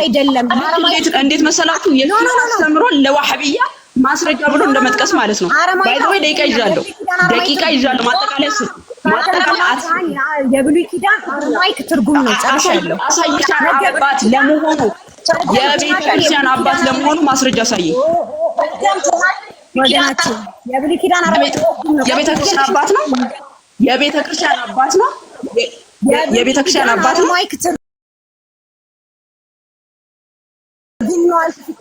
አላልኩም አባት ነው አላልኩም። ስለዚህ የቤተክርስቲያን አባት ካልሆነ ለኛ ለክርስቲያኖች ማምጣት አትችይም። ለኛ ለክርስቲያኖች ልክ አንቺ አንድ ጊዜ ባይዘው በጣም ረብሻ እየፈጠርሽ ያለሽው ጥያቄን ለመሸሽ ነው። በነገራችን ላይ ምን ልጠይቅሽ እንደምችል ራሱ ስላወቅሽው ማለት ነው። ዮናታን አንዴ ሚውት አድርጊ። አትግቢ፣ በመሃል አትግቢ። እየጠየቅኩሽ ዮናታን አንዴ አቁሜዋለሁ። ባይዘው ምክንያቱም በመሃል እየገባሽ ስለሆነ ማለት ነው። በመሃል እየገባሽ ስለሆነ ያንቺ ጥያቄ በስነ ስርዓት እየመለስኩልሽ ነበረ። ነገር ግን በዚህ እየገባሽ አንዴ ሚውት አድርጊ። በፈጣሪ ስም የመጀመሪያ ስለሆነ የተደናበርሽ ተረጋጊ። ታርጉም ዮናታን የቤተክርስቲያን አባት አይደለም። ነገር ግን አረብ ሚውት አድርጊ።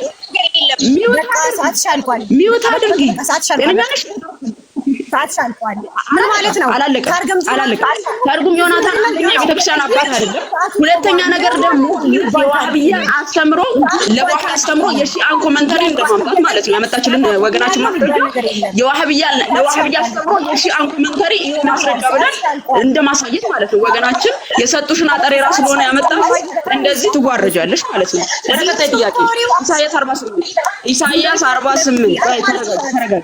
ኢሳይያስ 48 ቁጥር 16 ኢሳይያስ 48 ቁጥር 16 አላለቀም። አቁሜዋለሁ ብዬ ቅድም ጀምሮ ነግሬሻለሁ። ቅድም ጀምሮ በመሃል እየገባሽ ሆነ አቁሜዋለሁ። ቆንጆ አቁሙ መጠየቅ የለም። ዝም በይ ስልሽ ዝም ስላለሽ ዝም በይ። በደቂቃዬ አታውሪ ስጠይቅሽ መልስ ስጪ ስልሽ ዝም ስላላሽ አቁሜዋለሁ። ደቂቃውን እየነገርኩሽ ነው። ያቁም እንግዲህ ወገናችን በራሷ ደቂቃም እንደዚህ ደንግጣለች። በእኔ ጠያቂ እንኳን እንደዚህ ደንግጠሻል። ወገናችን ባልተዘጋጀሽ ባላወቅሽው ነገር ማቴሪያል ብለሽ አመጣሽ። ኢቭን ሊንክ እስኪላክልሽ ድረስ እንኳን ኖ እየጠየኩሽ ሳይሆን ደቂቃዬ ላይ አታውሪ ስልሽ ስላወራሽ ሚዩት ያደረኩሽ ደቂቃ ቆምኩት። ስለዚህ ወገናችን በራሷ ደቂቃም እንደዚህ ስትፈራ አይታችኋታል። በእኔም ደቂቃ እንደዚህ ስትፈራ አይታችኋታል ማለት ነው ወገናችን። በቃ ሳትሻልቋል ማጠቃለያ ነው። በፈጣሪ ስም ደንግጣለች ጌታ እህታችን። እኔ ኢንተርቪው ላደርግሽ አይደለም እኮ ያመጣሁሽ። ማለት ኢንተርቪው ልንደራረግ ሳይሆን ማስረጃ እየጠየኩሽ ማስረጃ ልታወጪ እየጠየቅሽ ማስረጃ ላወጣ ኢንተርቪው ላደርግሽ አይደለም የመጣሽው። ኦኬ ለውይይት ነው የመጣሽው። ለምን የመጣሽው? እኔ ጋር ለውይይት አይደል የመጣሽው? ጆናታን ምንድነው እካሊ ምንድነው? ይሄ ቤት ነው። ኖ ያው ዝም ነበረ እኔ ጥያቄሽን ወገናችን። ስለዚህ ወገናችን ምንድነው በራሷ ደቂቃ እኔ እኮ በፈጣሪ ስም ልጅቷ ምላሷ ራሱ ማለት ነው ለወገናችን በራሷ ደቂቃ እንደዛ ስትፈራ አይታችኋታል። በእኔም በራሷ ደቂቃም እንደዚህ ስትፈራ አይታችኋታል። በእኔም ደቂቃ ደግሞ እንደዚህ ስትፈራ አያችኋት አይደለ? እንዲህ ናቸው በቃ ሙስሊሞች። እንግዲህ ስላሴ መጽሐፍ ቅዱስ አይደለም። ነገር ግን ኑ ዲቤት ሲባሉ እንዲህ ነው የሚፍጨረጨሩት። የትኞቹ ወንዶቹም ቢሆኑ ባይዘው ሴቶች አይደለም ወንዶቹም ከነዚህ የማይሻሉ እኔ የማያልፉ ማለት ነው። ጥያቄ እንኳን የሚፈሩ ከራሳችን አስተምሮ የሚያመጧቸው ኮሜንተሮች እንኳን ክርስትናን ያላማከሉ ክርስትና የማያውቃቸው ኢቭን ስላሴን እንዲህ ብለዋል ብለው የሚያመጧቸው ምንድን ናቸው? እኛም ማናውቃቸው የቤተክርስቲያን አባት ያልሆኑ ማለት ነው። ሊቀጥፉ ሲሉ ሲያዙ ደግሞ አንድ ሊንክ ላምጣ ምናምን ብለው ሊንክ እስክላክልሽ ድረስ እኮ ጠብቄሽ ነው እኮ አስቆሜልሽ ሊንክ ተልኮልሽ አጣሪራሽን ይዘሽ እስክትመጪ እኮ ነው የጠበኩሽ ወገናችን። ስለዚህ ደቂቃዬን አስቆሜያለሁ ልቀጥል። ሚውት እንዳደረጋት እያስገደደችኝ ነው። ደቂቃዬን አስቆሜያለሁ ልቀጥል። ምክንያቱም አላስወራ ስላልሽ ማለት ነው። ቀጥ አሁን ኢሳይያስ 48 ቁጥር 16 ላይ ወደ እኔም ቅረቡ ይህንንም ስሙ እኔ ከጥንት ጀምሬ በስውር አልተናገርኩም ሆነበት እንግዲህ ተመልከቱ። እንግዲህ እንደምትመለከቱት ሙስሊም ወገኖቻችን ክርስቲያን ወገኖቻችን ብዬ እኔ ማውራት አላቃተኝም። ስርዓትሽን ያዢና ወደ ማጠቃለያ ሂጂ። አለበዛ ሚውት ላደርግሽ ነው። አለቀ። ሚውት ላደርግሽ ነው። ካልሆነ ስርዓት ያዢና እንቀጥል።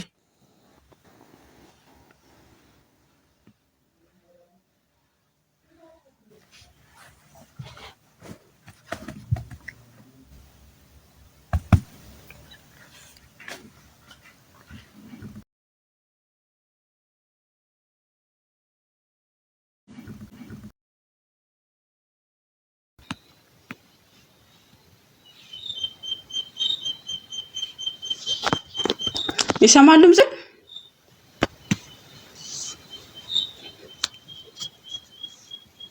የት ሄደች? በፈጣሪ በራሷ ደቂቃ እንትን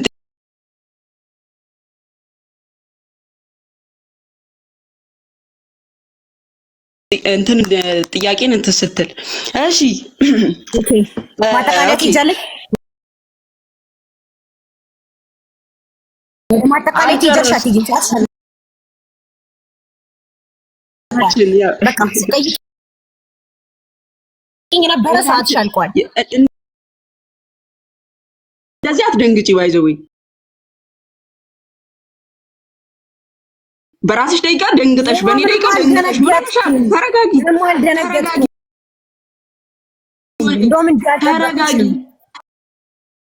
ተረጋጊ።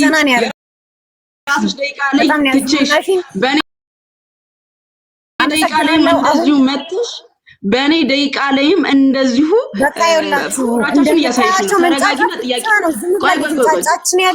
ኢሳይያስ 48 ቁጥር 16 ጥያቄ አልጨረስኩም። ምክንያቱም እየነገርኩሽ ይኸው አቁሜያለሁ። ምክንያቱም አላስወራ እያልሽኝ ስለሆነ ብዬ እነግርሻለሁ። አልጨረስኩም። መጠየቅ አለ ወይ? አልጨረስኩም። አቁመሽ ጠይቅኝ ነበረ። አቁመሽ እንግዲህ ለዚህ ነበር ባይዘው ሙስሊም ሴቶች ሁለት ሆነው መምጣት አለባቸው የሚለው አስተምሮ ይሄ ነው ባይዘው። እሺ እንግዲህ በራሷ ደቂቃ እንደዛ ሆናለች። በራሷም ደቂቃ በእኔም ደቂቃ በራሷም ደቂቃ እንደዚህ ስትፈራ አይታችኋታል። እንግዲህ ወገናችን ማለት ነው። በነገራችን ላይ ሴቶች ወንዶቹም ጭምር እኔ ሴቷ ፊት መግረባቸው ምን ነግረሽኛል። ምንም ማድረግ አልችልም። ወንዶቹም ጭምር አንቺም ብቻ አይደለም አንቺን ብቻ ሳይሆን 10 የውይይት ጥሪ እያሉ የሚያቀርቡ ወንዶቹ ከኔ ማታልፉ ናችሁ ባይዘው ወይ ማለት ነው። ምን ማጠቃለያ ትገበልሽ አትገቢ? ወደ ማጠቃለያ አላስወጣሽም። ወደ ማጠቃለያ እሺ፣ ማጠቃለያ ማለት ነው። እኔ ተስማምተናል።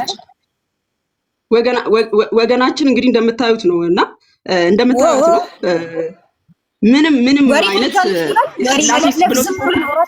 መሰለኝ።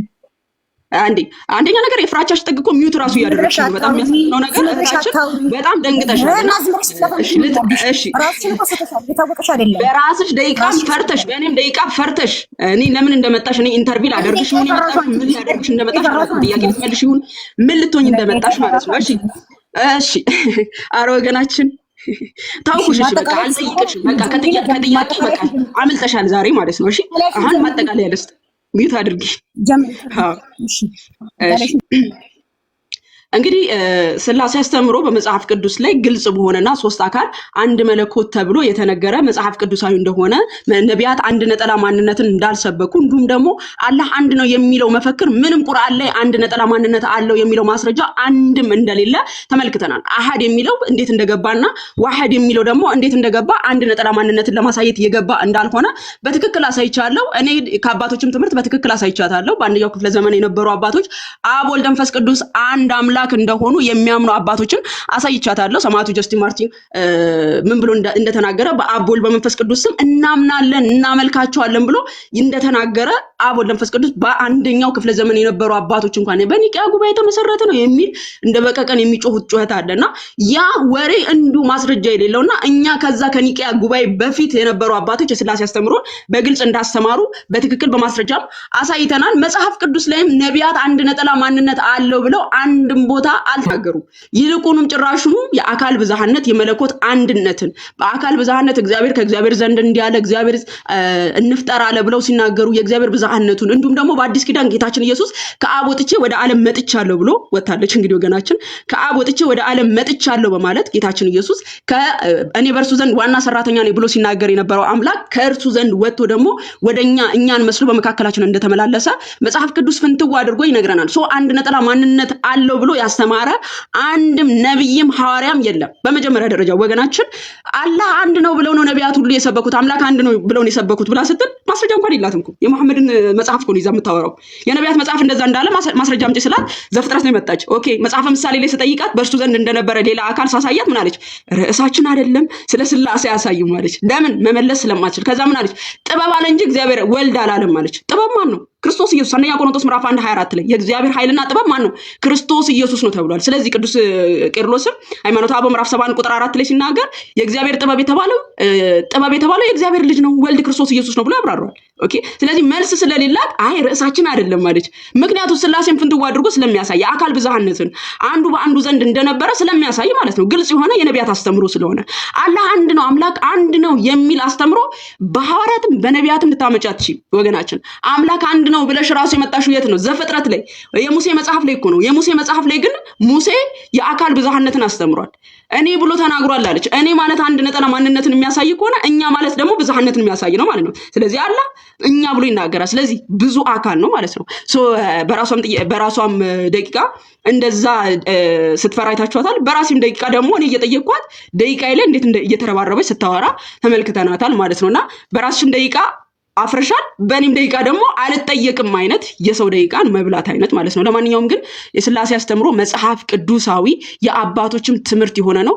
ተውሂድ የሚል አስተምሮ ግን ከሙሐመድ ውጭ የማይታወቅ ሙሐመድ አምጥቶ ያስተማረው የተረት አስተምሮ እንጂ በነቢያት በኩል የማይታወቅ አስተምሮ ነው ማለት ነው። ሙሐመድ በ7ኛው ሴንቸሪ አምጥቶ ያስተማረው ትምህርት እንጂ ከዛ በፊት የነበሩ ሐዋርያትና ነቢያት የማያውቁት እንቶፎንቶ የሆነ ተረት ነው። ቅዱስ ጴጥሮስ እንደተናገረው በሁለተኛ ጴጥሮስ ምዕራፍ 1:16 ላይ በብልሃት የተፈጠረን ተረት ሳንከተል የጌታችን የኢየሱስ ክርስቶስን መምጣትና ኃይል አስታወቅናችሁ ብሏል። ስለዚህ በብልሃት የተፈጠረ አስተምሮን ሳይሆን እውነተኛ በነቢያት በኩል የተገለጠው ራሱን በሶስት አካል የገለጠውን አምላካችን ያህዌን እመኑት እያልናችሁ ኦኬ። አብዛኛው ጊዜ እንደውም በነገራችን ላይ ታመጣለች ብዬ እየጠበቅኳት የነበረው ጣዖት አምልኮ ነው ከህንድ ነው የመጣው ምናምን የሚል መፈክር ነበራችሁ። እሱን ይዘሽ ብትመጪ ነበረ ዛሬ ምን ሊያጋጥምሽ እንደሚችል ማለት ነው። ያንን ይዘሽ አልመጣሽም። ምክንያቱም ምን ሊያጋጥምሽ እንደሚችልና የተረጋገጠ ምንም አይነት ማስረጃ የሌለው ወሬን ከራሳችሁ አምጥታችሁ የምታወሩ እንደሆነ ግልጽ ስለሆነ ማለት ነው። ስለዚህ ስላሴ መጽሐፍ ቅዱሳዊ የሆነ ተውሂድ ግን በነቢያት በኩል የማይታወቅ ነቢያት የማያውቁት ሐዋርያት የማያውቁት በብልሃት የተፈጠረ የተረት አስተምሮ ሲቀጥል ደግሞ በቁርአኑ ስንመለከት አንድ ነጠላ ማንነት አለው ብሎ የሰበከ አንድም ነብይም ሆነ በቁርአኑ በራሱ አለ አንድ ነጠላ ማንነት አለው ብሎ ያስተማረ አንድም በቁርአን አያ ላይ አንመለከትም ማለት ነው። ስላሴ በነቢያትም በሐዋርያትም የተሰበከ የነቢያት አስተምሮ ነው። ቀጥሉ ወታለች እህታችን ይዋዴ ቃለ ሕይወት ያሰማልን። ማማዬ ጸጋውን ያብዛልሽ። ቀሲስ ይፍቱኝ ባርኩኝ ሰላም ብያለሁ። እንዴት አመሹ? ወይ ጉድ እንበል አይደለ? ሁላችሁንም ሰላም ብያለሁ። ዮሐዴ እግዚአብሔር ይፍታ፣ እግዚአብሔር ባርክ። ማማዬ ቃለ ሕይወት ያሰማልን። ባሮክ ሁላችሁንም ሰላም ብያለሁ። ግሩም ነው ግሩም ነው። እኔ ምን እያልኩ ነበረ? እንዴት ነው ማማዬ ምን አይነት ባል ነው የምታገባው? መከራው ነው እንዴት ነው ምን አይነት እንደው ካህል ላይም ከወደቀች ምን አይነት ካህል ሊሆን ነው እያልኩ ነበርና በጣም ግሩም ነው። በጣም እኔ ሙስሊሞችንም አድንቂያታለሁ። ምክንያቱም በጦርነት የመጣ እምነት እንደው በዲስከሽን እንደው አስተምረን ሰውን ወስዳለን ብላ አስባ መምጣት ራሱ አድናቂሽ ነኝ በይልኝ ጓደኛሽን። ምክንያቱም ይሄ የመሐመድ ሲመጣም የመጣበት በእንትን ባትል በጦርነትና በምንድን ነው ይሄ እምነት የተስፋፋው እንጂ በፍሪ ዲስከሽን ተደርጎ እስልምና ተገልጣ ወጣ ሰው በፍጹም በጣም ብዙ ሰው ሸክ እንዳደረገ ዛሬ ባደረጋችሁት ዲቤት ብዙ ሙስሊሞች አይ ቲንክ ሻንጣቸውን እየሸከፉ ይመስለኛል። ብዙ ነፍሳትን እንደማረክሽ ይሰማኛል። ቃለ ሕይወት ያሰማልን። እግዚአብሔር ይስጥልኝ። ከልብ አመሰግናለሁ። ኮርቼብሻለሁ። በጣም ነው ደስ ያለኝ ማርያምን። አሜን። አባታችን እግዚአብሔር ያክብርልኝ። መምህር ኤፍሬም አሉ። ቀሲስ ይፍቱ የማይሰራ ኃጢአት እንደምን አመሻችሁላችሁ።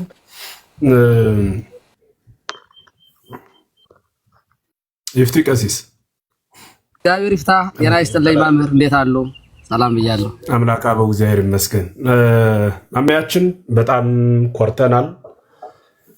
እግዚአብሔር በሚያውቅ እንደ አንድ የሃይማኖት አባት ወይም ደግሞ ምንድነው እንደ አንድ ኦርቶዶክስ አማኝ ብቻ ሳይሆን እንደ አንድ ሰው የታዘብነውን ብንናገር ኃጢአት ሊሆን አይችልም። ጥያቄ የራሷን ጥያቄ የጠየቀች መጠየቅ ብቻ እንጂ መልስ እስከሚሰጣት ለሰከንድ እንኳን ጋፕ መፍጠር አትፈልግም። ዝም ብሎ በዛው ላይ ጥያቄዋን ብቻ ማስቀመጥ ነው የተመለከትነው ይሄ ነው።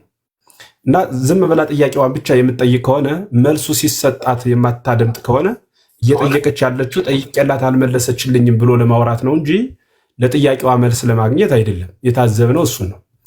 በሁለተኛ ደረጃ ጥያቄ ለመቀበል እንኳን በመካከል የነበረው ጋፕ ገና ደቂቃዬን አልጨረስኩም የሚል ያን በጣም ረዥም ጊዜ ማራዘም ነበረ። ከዛ በኋላ ብሎ ሲፈቀድላት ደግሞ ጥያቄ ጠይቃ መልስ መስማትም አልፈለገችም። ጥያቄ ሲሰጣትም እንደገና በአንድ ጥያቄ ረዥም ደቂቃን መብላት ነው እንጂ የተጠቀመችው ያን ጥያቄ አድምጣ ግብረ መልስ ለመመለስ ፈቃደኛ ያልነበረችበትን ሰዓት ነው የተመለከተና እንደ አንድ ተመልካች ማለት ነው። እንደ አንድ ተመልካች እንደ አንድ ሃይማኖተኛ አይደለም፣ እንደ አንድ ተመልካች የታዘብነው እሱን ነው። ልጆቻችንም ሁሉም ታች ላይ ያለው እንደው መላከ ገነትም ታዘበው ይሆናል ብዬ ትዝብታቸውን ወደኋላ ያስቀምጣሉ ይመስለኛል። የታዘብነው እሱን ነው እና እህታችን በጣም ኮርተናል፣ እግዚአብሔር በሚያውቅ። በአንጻሩ ደግሞ ግን በስተት በውሸት የተከማቸ አንድ ግለሰብ በሰራው ሀሳብ ላይ በዚህ ልክ መንጠላጠሏም የሚደነቅ ነው።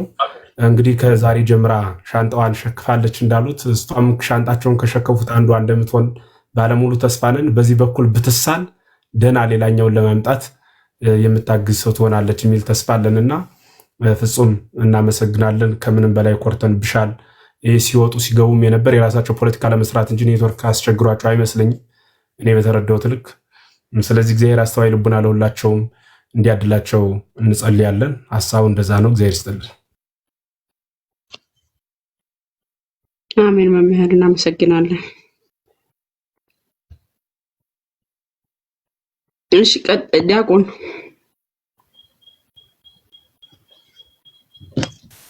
ማማዬ ቆይ እኔ እንትን አደርጋለሁ ፕሮግራም እራለሁ። እሺ ቀሲስ ቡራኬ ድረሰን ይፍቱን ይባርኩን። እንኳን በሰላም መጡ። ቀሲስ ያው እንደ አባትነታቸው ጠቅልለው በኋላ እንትን ይሉናል። ዮሐድዬ አለ? አንተሽ ተመለስ እንጂ ዮሐድዬ አለ? አለው ዲያቆን ይሰማል? ይሰማል። ቀጥል ዮሐድዬ። ኦኬ እሺ። በጣም አሪፍ ውይይት ነበረ። አይ ቲንክ ልጅቷ ከመጀመሪያ ጀምሮም ትንሽ ደንግጣ ነበረ እና ታውቃላችሁ የሆነ ኮመን ፒዲኤፍ አለ አዘጋጅተው የሚያድሉት ሙስሊሞች፣ እሱ በቃ ዝም ብሎ ማንበብ ነውና እስቲ ማስረጃ መጽሐፉ ይከፈት ሲባል እዛ የተቀመጠ ሊንክ አለ። ሊንክ ስትሞክር ምናምን የማይሆን ነገር አልወጣላትና ስኪላክ ምናምን መጠበቅ ምናምን እንደዚህ አይነት ነገሮች፣ ጥያቄና መልስ ደግሞ እንዳያችሁት በጣም አሰልቺ በሆነ የጭቅጭቅ ሱስ ማለት ነው። ይሄ ምንድነው ፈሪ አይምታህ የሚባል አባባል አለ አይደለ? የሆነ ፈሪ ከመጣ የሆነ ደህና አድርጎ ምናምን አይደለም የሚመጣው ወይ ገድሎ ምናምን አይለቅህም። እንደዚህ አይነት ነገር እህታችንም ፈርታለች። ጥያቄውን እንደምንም ብላ እንዴት ማምለጥ እንዳለባት እንጂ የምር ገብቷት ምናምን ለመመለስ አይደለም የምታስበው። የራሷ ጥያቄ ሰዓትም ሞቼ ይገኛለው ላለመጠየቅ ማለት ነው። አላልፍም፣ ደቂቃው አልቋል፣ አላልፍም። ስግጥ ያለ ጭቅጭቅ ማለት የጥያቄ የመልስ ሰዓትም ጭራሽ ጠያቂ ሆና ቁጭ አለች ማለት ነው። ኦኬ ጠያቂ ይሄን ምን ማለት ነው ስትባል እንዲህ ብሎ የፈታ አባት አምጪ ምናምን የማማዬ የጥያቄ ሰዓት ራሱ ጥያቄ ነበር ስትጠይቅ የነበረው። ኤኒዌይስ ብዙ ነገር ሰው ተምሯል ብለን እናስባለን። ያነሳቻቸው ሀሳቦች በእርግጥ ብዙ ሄደሽባቸዋል። የተወሰነ እንትን ለማለት ያክል ብዙ ጊዜ የታርጉም ዮናታንን ምናምን ስትጠቅስ ነበረ እህታችን። ማን እንደሆነ ራሱ አታውቀውም። ኦኬ ትራንስሌሽን ብቻ አይደለም ከትራንስሌሽኑ አይደለም ያመጣችው ክፍሉን ማለት ነው። ኦኬ ኢንተርፕሪቴሽኖቹም አሉት። ከኢንተርፕሪቴሽኑ ነው ያመጣችው። ለመላእክት የሚለው የጁሾች ወይም ደግሞ ይሄ አንድ አካል ምናምን ብለው የሚያምኑ የእነሱ ኮሜንታሪ ነው ማለት ነው፣ እንደ ማብራሪያ ማለት ነው።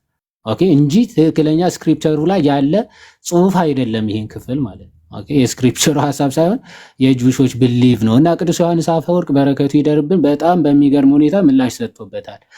ጄኔሲስ 1:26 ሲያብራራ የአይሁዶችን ስህተት እንመልከት ብሎ ይጀምርና ይህንን ለመላእክት እንደተናገረ ይላሉ ይልና ኦኬ እንዴት ያለ መታወር ነው፣ እንዴት ያለ ክህደት ነው፣ እንዴት ያለ ምንፍቅና ነው ይልና እንዴት እግዚአብሔር ስለ ፍጥረት መፍጠር እንፍጠር ብሎ እየተናገረ መላእክትን እንዲህ ብሎ ሊያማክራቸው ይችላል።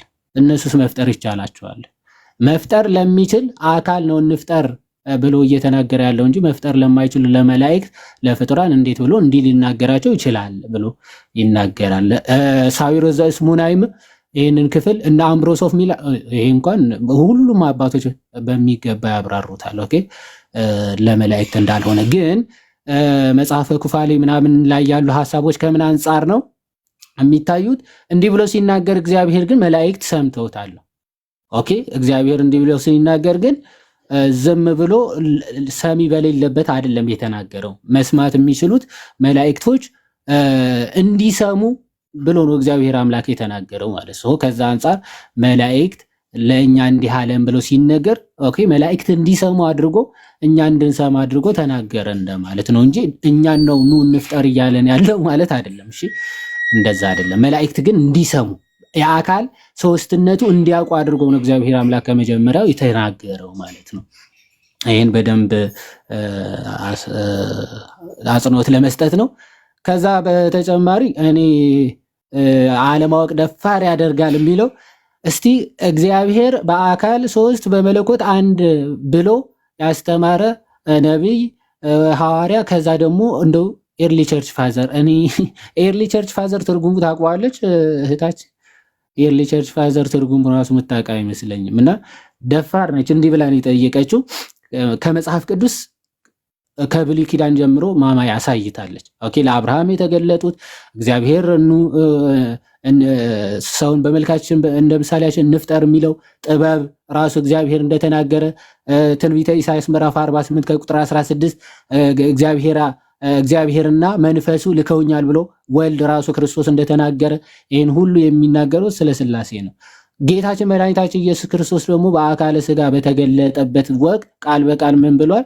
ኦኬ ፍጥረት ማለት ማመን የመዳን መሰረት ነው ሥላሴ፣ ስለዚህ መነገር አለበት እያለችም ስትናገር ስለነበረ እህታችን ምን ብሏል ጌታ ራሱ? ፍጥረት ማንኛውም ሰው ወደ እምነት ሲመጣ ኦፍኮርስ ኮንፌስ ማድረግ ያለበት አንዱን አምላክ በሶስት አካል እንደሆነ ጌታችን ሲናገር ማቴዎስ 28:19 ላይ ኦኬ ምን አለ? ሂዱ አሕዛብን ሁሉ በአብ በወልድ በመንፈስ ቅዱስ ስም እያጠመቃችኋቸው ደቀ መዛሙርት አድርጓቸው። ኦኬ የነገርኳቸው ሁሉ እያስተማራችኋቸው ደቀ መዛሙርት። ኦኬ ይህንን አንዱን አምላክ አምነው ተጠምቀው ነው ሲጀመር የእግዚአብሔር ልጅነትን የክርስቶስ መሆን የሚቻለው ማለት። ስለዚህ በአብ በወልድ በመንፈስ ቅዱስም እያጠመቃችኋቸው ደቀ መዛሙርቴ አድርጓቸው። ከኤርሊ ቸርች ፋዘርስ እና አግናጢዮስን እነ ፖሊካርፕን እነ ሄራኒየስን ኦኬ እነሱን ጠቅሳለች። ግሪጎሪ ኦፍ ታማተርገስ ግን ከናይሲያን በፊት በጣም የሚገርም ዲክላሬሽን ኦፍ ፌዝ አለው። ልክ በናይስኖ ኮንስታንቲኖፕል ክሪድ ላይ የምናደርገው ጸሎት አስቀድሞ ከዛ በፊት ወደ 250 አካባቢ ማለት ነው ቃል በቃል ሁሉም በፈጠረ አንድ አምላክ በሚሆን በእግዚአብሔር አብ እናምናለን፣ የእግዚአብሔር አንድያ ልጅ የሆነው በክርስቶስ በኢየሱስ ክርስቶስ እናምናለን፣ ከብርሃን የተገኘ ብርሃን ከእውነተኛ አምላክ የተገኘ እውነተኛ አምላክ ብሎ ቃል በቃል የተናገረ፣ በመንፈስ ቅዱስም እናምናለን ነቢያትን ያናገረ ብሎ ይናገራል። ቴዎፍሎስ ኦፍ አንቲዮክ ቃል በቃል የሶስቱ ቀናቶች ምሳሌ የትሪኒቲ ምሳሌ ነው ብሎ ቃል በቃል ተናግረው ቴዎፍሎስ ኦኬ። እንደውም ለመጀመሪያ ጊዜ ትሪኒቲ የሚለው ቃል የተጠቀመው እሱ ነው እና ቴዎፍሎስ ኦፍ አንቲዮክ ቃል በቃል ይናገራል እና በጣም ብዙ ማስረጃዎች ማሳየት ይቻላል። ይሄ አናዘር ጋድ የሚለው ኮንሴፕት እሱን ተናግሬ ወንድሞች ብዙ ሰዎችም ስላሉ ከይቅርታ ጋር ትቀጥሉበታላችሁ። አናዘር ጋድ ከምን አንጻር ነው? ተመሳሳይ የሆነ ፐርሰናሊቲን ለማሳየት ወይም ደግሞ አምላክ የሆነ ግን ሌላ አካል መሆኑን ለማጠየቅ አባቶች ወይም ደግሞ በቃል ደረጃ ሊጠቀሙት ይችላሉ። ኦኬ የሆነ ሌላ አምላክ ነው ወይም ደግሞ ሁለተኛ አምላክ ነው ብለን ሁለት አምላኮች አሉ ምናምን ብለን እንድንረዳ ሳይሆን አምላካዊ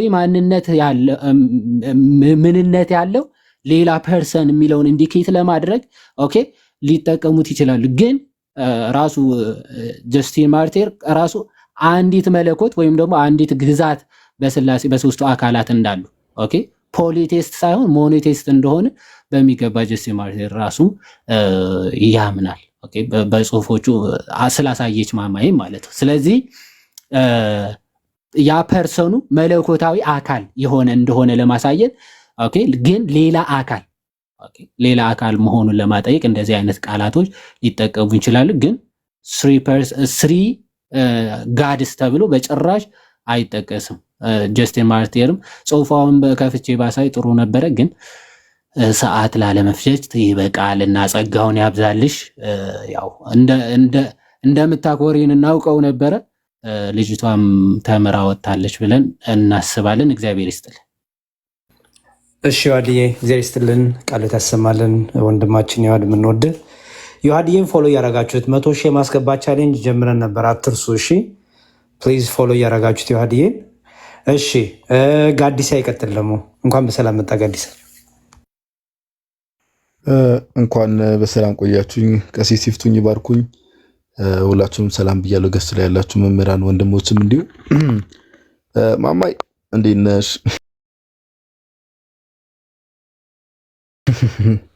አንቺ ልጅ ከማይመጥንሽ ሰው ጋር ውይይት አትግቢ ብዬሽ ነበረ።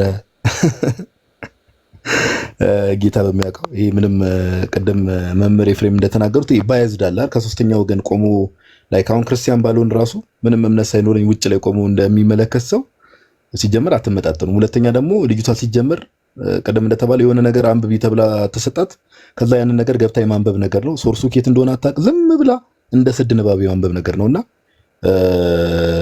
አትመጥንሽ። እግዚአብሔር በሚያውቀው እኔ ምንም የታየኝ ነገር እሱ ነው። ጩኸትም የበዛበት ምንም ያለበት ምንድነው ልጅቷ መጫጫውም ዝም ብላ የምትወደው ላይክ ላለመጠየቅ ምንም ላለማለትና ግልጽ የሆነ የእውቀት ያለመመጣጠን አለ። አንቺ ሐሳብን እያብራራሽ ሐሳብን እያስረዳሽ ነበር ስታወሪ ነበር። እሷ ግን የሆነ የተሰጣትን ነገር ነው ዝም ብላ ስታነብ ነበር እንደ ስድ ነበር። ይሄ ለሌላ ጊዜም እንዳልኩሽ ከማይመጥኑሽ ሰዎች ጋር ምናምን ነገር ውይይት ባትገቢ መልካም ነው ማማ። እኔ እንደ ወንድም እንደ ሐሳብ ማስቀምጠው እሱ ነው። ጨረሻ አትመጣጠኑ ጌታ በሚያውቀው ግን ያው የተባለውን ነገር መጽሐፍ ቅዱስ ላይ ያሉ ነገሮችም አንቺን በደንብ ሐሳቦችን አንስተሻቸዋል። ሐሳቦችን በብሉይ ኪዳንም በአዲስ ኪዳንም ያለውን ነገር ሐሳብ ሰጥተሻል። አሁን ዮሐድ ያለው ነገር ላይ አንድ ሁለት ነገር ልጨምርና እኔ እዚህ ላይ እኔም አንድ ሁለት ሶስት ሐሳቦችን አንስቼ ያበቃሉ። ሌሎች አባቶችም ስላሉ አንደኛ ነገር ሜቢ ታች ያላችሁ ሙስሊሞች የምትሰሙ ሙስሊሞችም ካላችሁ ጠርጡለስ ወይ ደግሞ ተርቱሊያን እያላችሁ ተርቱሊያን የቤተክርስቲያን ወይ ደግሞ እኛ ቅዱስ አባት ምንለው አይደለም። ጠርጡለስ ኦኬ አሟሟቱ ራሱ መጨረሻ ላይ ሞንታኒዝም ፍቅና ውስጥ ገብቶ እንደሞተ የቤተክርስቲያን የታሪክ መዛግብት ያሳያሉ። ኦኬ ተርቱሊያን እያላችሁ ቃሉን ቅድም ዮሐድ እንደነገራችሁ ትሪኒቲ የሚለውን ቃል በቃል ደረጃ ራሱ ለመጀመሪያ ጊዜ የተጠቀሙት ቴዎፊሎስ ኦፍ አንቲዮክ ነው። ከዛ ባለፈ ደግሞ ተርቱሊያን ስላሴ ላይ ያለው ትምህርት ራሱ ሲጀመር የተዛባ ትምህርት ነው። ቱ ስቴፕ ሎጎስ የሚያምን ሰው ነው። በእምነት ደረጃ ራሱ የቱ ስቴፕ ሎጎስ ምንድነው የሚለው ነገር ሌላ ጊዜ አብራራላችኋለሁ። ኦኬ። ስለዚህ ሙስሊሞች ተርቱሊያን እያላችሁ ክርስቲያኖች ጋር እንትን አትበሉ። በቃ ኦኬ። እንደ ማስረጃ ሊቀርብም የማይችል ሰው ስለሆነ በቤተክርስቲያናችን ቅዱስ አባት ተብሎም አይጠራም። ኦኬ። ከዛ ባለፈ ዮሐድ ብሎታል። ሰማዕቱ ዮስጢኖስ ኦር ጀስቲን ማርቲር ፈርስት አፖሎጂ ቻፕተር 6 ላይ ቀጥታ ቃል በቃል ስላሴን እንደሚያመልክ ተናግሯል። ቀጥታ ቃል በቃል ኦኬ። ፈርስት አፖሎጂ ቻፕተር 6 ላይ ዊ ወርሺፕ ዘ ትሪ ብሎ ዘ ፋዘር ዘ ሰን ኤንድ ዘ ስፒሪት ዘ ፕሮፌቲክ ስፒሪት ብሎ ቃል በቃል ስላሴን አምላኪ እንደነበረ ሰማዕቱ ዮስጢኖስ አስቀምጧል። ቀደም እንደተባለው አናዘር ጋር ሲባል ከምን አንጻር ነው ከተባለ ለሙሴ የተገለጠው ማን ነው የሚለውን ሲያብራራ ኦኬ። ለሙሴ የተገለጠው ማን ነው የሚለውን ከአካል አንጻር ነው የሚያብራራው። ከአካል አንጻርና አንጻር በቃ ሌላ ፐርሰን መሆኑን ለማሳየት ነው አናዘር ጋር የሚለውን አገላለጽ የተጠቀመው እንጂማ እኮ ቻርጅ ኦፍ ኤቲዝም ሪፊዩትድ ብሎ ነው አንድ አምላክ የሆነውን ወልድ መንፈስ ቅዱስን ነው የምናመልከው ብሎ ፈርስት አፖሎጂ ቻፕተር 6 ላይ ያስቀምጠው ከዛ አንጻር። በተጨማሪ ያው ቅዱስ ኢሬኔዎስ ቀደም እንዳልሽው አጌንስት ሄረሲስ ቡክ 1 ቻፕተር 10 ላይ ስለ ቤተክርስቲያን ሲናገር በደንብ አብራርቶታል። በተጨማሪ ግን የቤታችን ላይ ማስረጃ የምትፈልጉ ሰዎች አጌንስት ሄረሲስ ቡክ 4 ኦኬ ቡክ 4 ቻፕተር 20 ቁጥር 3 ላይ በስርዓት ያስቀምጣል። ስለ አብ ስለ ወልድ ስለ መንፈስ ቅዱስ ከተናገረ በኋላ ሜቢ አንዴ ይቅርታ 10 ሰከንድ በሰጡኝ ባነበው ደስ ይለኛል። 10 ሰከንድስ አንዴ እንዲህ ብሎ ይናገራል። አጌንስት ሄረሲስ ቡክ 4 ቻፕተር 20 ቁጥር 3 ላይ እንዲህ ብሎ ይናገራል። I have also largely demonstrated that the word namely the son was always with the father ቃል ይልና ማን ወልድን ማለት ነው ከአባቱ ጋር ሁሌም አብሮት ነበረ። was always with the father ከአብ ጋር ሁሌም ነበረ ይልና in that wisdom also which is the spirit መንፈስ ቅዱስም ደግሞ was present with him anterior የሚለው ቃል exterior ከሚለው አንፃር ተነጻጻሪ ይቀመጣልና anterior to all creation የሚለው ከስነ ፍጥረት ውጪ ሆነው ነበሩ። ወልድም ኦኬ እግዚአብሔር ቃል የተባለው ወልድም መንፈስ ቅዱስ የተባለውም ደግሞ የእግዚአብሔር መንፈስ ኦር መንፈስ ቅዱስም ደግሞ ከማን ጋር ነበሩ? ከአብ ጋር ነበሩ። መች ለዘላለም was always with the father ለዘላለም ከአብ ጋር ነበሩ። ይሄው ቅዱስ ኢሬኔዎስ ቅድም ማማይ ካሳየችው በተጨማሪ ይሄው ከስነ ፍጥረት ውጪ ሆነው ነው የሚለው።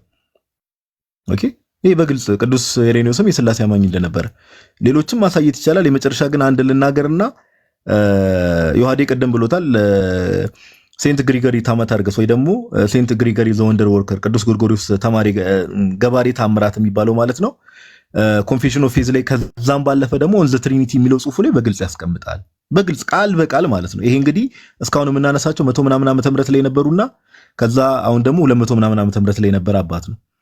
all the persons are one nature ከላይ ጀምሮ ምን ብሎ ይናገራል? we speak also of father son and holy spirit ካለ በኋላ all the persons are one nature ሶስቱም አካላት አንድ ባህሪ ነው ያላቸው one essence አንድ መለኮት one will አንድ ፍቃድ and are called the holy trinity ቅድስት ሥላሴ ተብለው ይጠራሉ። ኦኬ ምን ብለው ይጠራሉ? ቅድስት ሥላሴ ተብለው ይጠራሉ ብሎ ቃል በቃል ያስቀምጣል።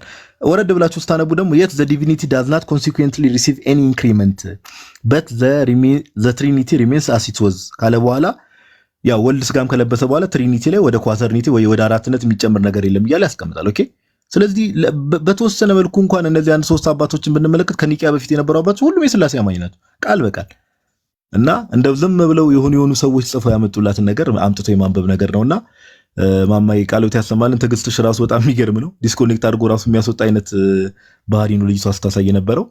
ለሌላ ጊዜ ግን ትምህርት መውሰድ ያለበት ምንድነው እንኳን አሁን ከእስልምናው የሚመጡ ሴቶችን አይደለም ማማይ ኡስታዞቻቸው ራሱ ያው ኡስታዞቻቸው የላኳቸው ኡስታዞች ራሱ የሚያቀርቡት ማስረጃ ምን አይነት ማስረጃ እንደሆነ የተመለከትንበት ስለሆነ አትሊስት ውይይትም ስንገባ የሚመጥኑን ሰዎች አይተን የውይይት ልምድ ያለው በተወሰነ መልኩ እውቀት እንኳን የተወሰነ እውቀት ካላቸው ሰው ጋር ቢሆን መልካም ነው ብዬ አስባለሁ። እግዚአብሔር ያክብርልን። ይቅርታ ስላረዘምኩት ያሬ ነው። ጌታ ያክብርልን።